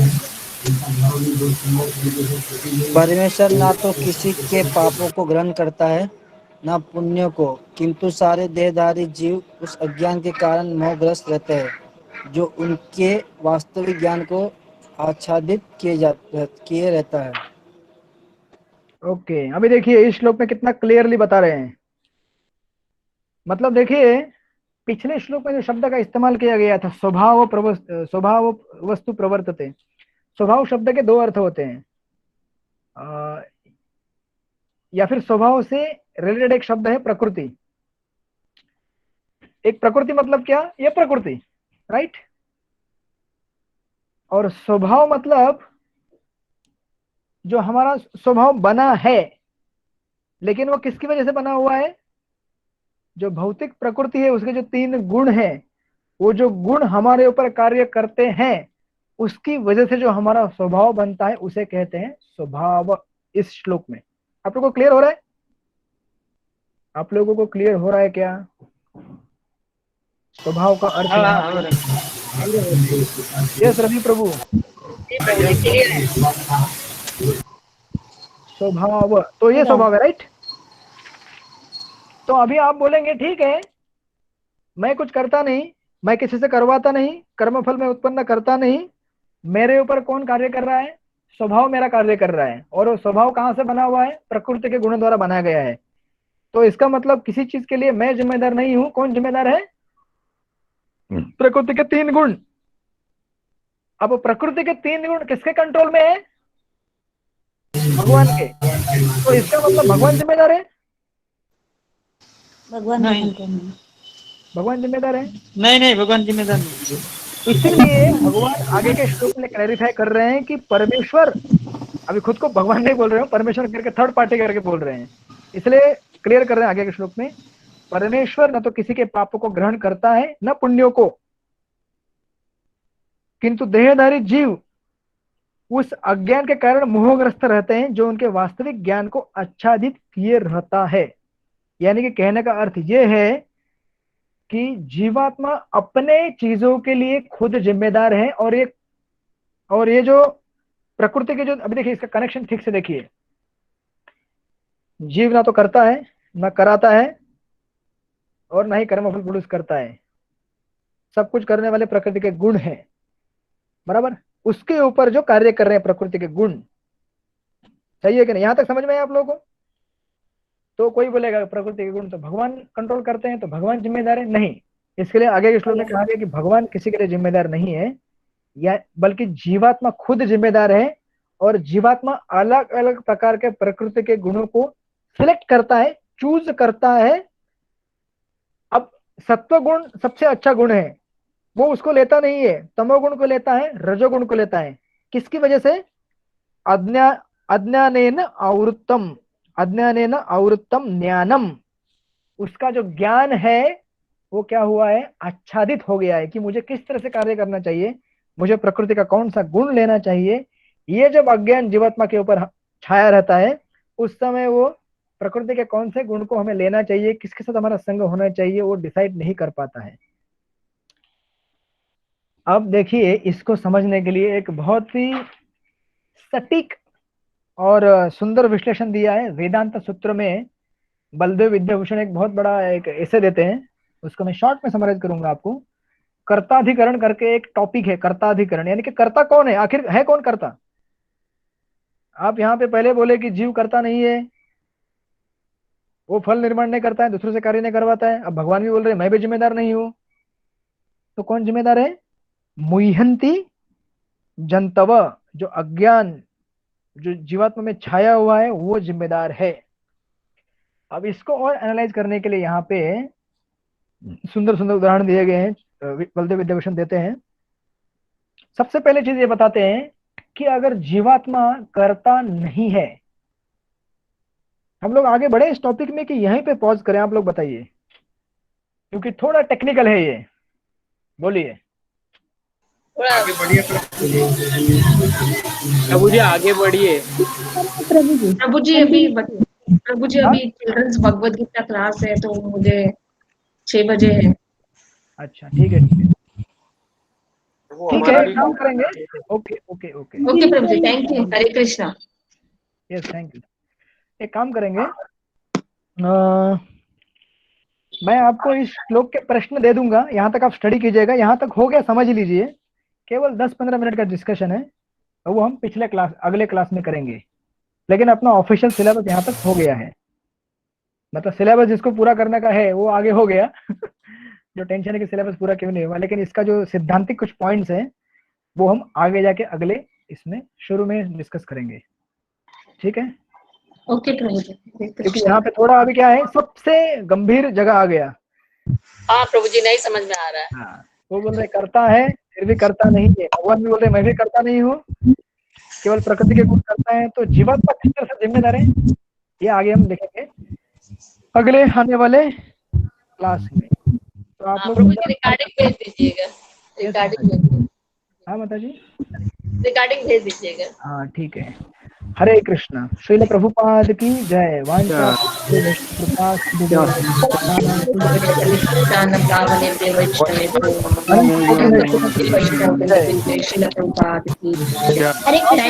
जी, हरे कृष्णा। भेजा नहीं प्रभु की जय हो।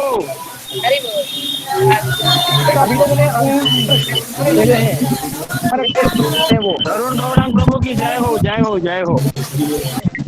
वापस आ गए आप? कहाँ वापस? हाँ, अब ट्रैवल कर रहे थे क्या? अच्छा, कुछ नहीं करा, बोले तो वापस नहीं, इधर ही हो। आप लोगों से केवल मैं एक लास्ट क्वेश्चन पूछ रहा हूँ, आप लोग मतलब अभी मीटिंग छोड़ सकते हैं। मेरा ये कहना था कि आप लोगों ने अब तक प्रश्न उत्तर है वो लिख के क्यों नहीं भेजे रवि प्रभु? केवल मैं एक लास्ट क्वेश्चन पूछ रहा हूँ, आप लोग छोड़ सकते हैं। ये पूछा आप लोगों ने अब तक सभी लोग व्हाट्सएप नहीं कर दीजिए, व्हाट्सएप करेंगे प्रभु जी।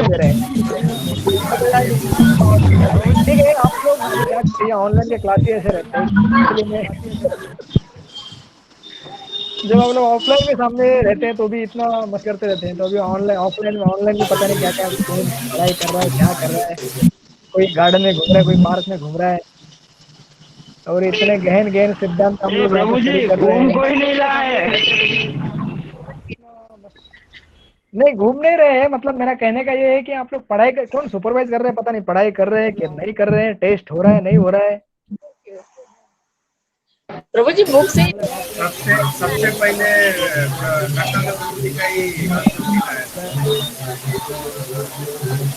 रवि प्रभु माइक ठीक से पकड़िए ना, आपका आवाज आएगा, माइक अगर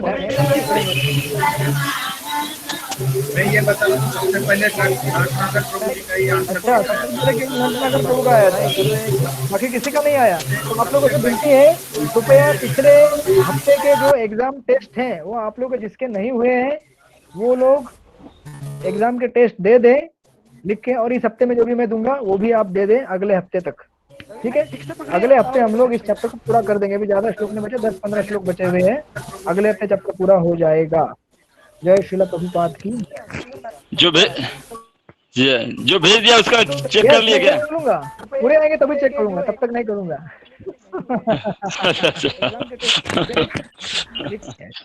हरे कृष्ण। हरे कृष्ण। चलिए श्रील प्रभुपाद की जय। हरे कृष्ण। हरे कृष्ण। हरे कृष्ण। हरे कृष्ण। ज्यादा श्लोक बचे, 15 श्लोक बचे।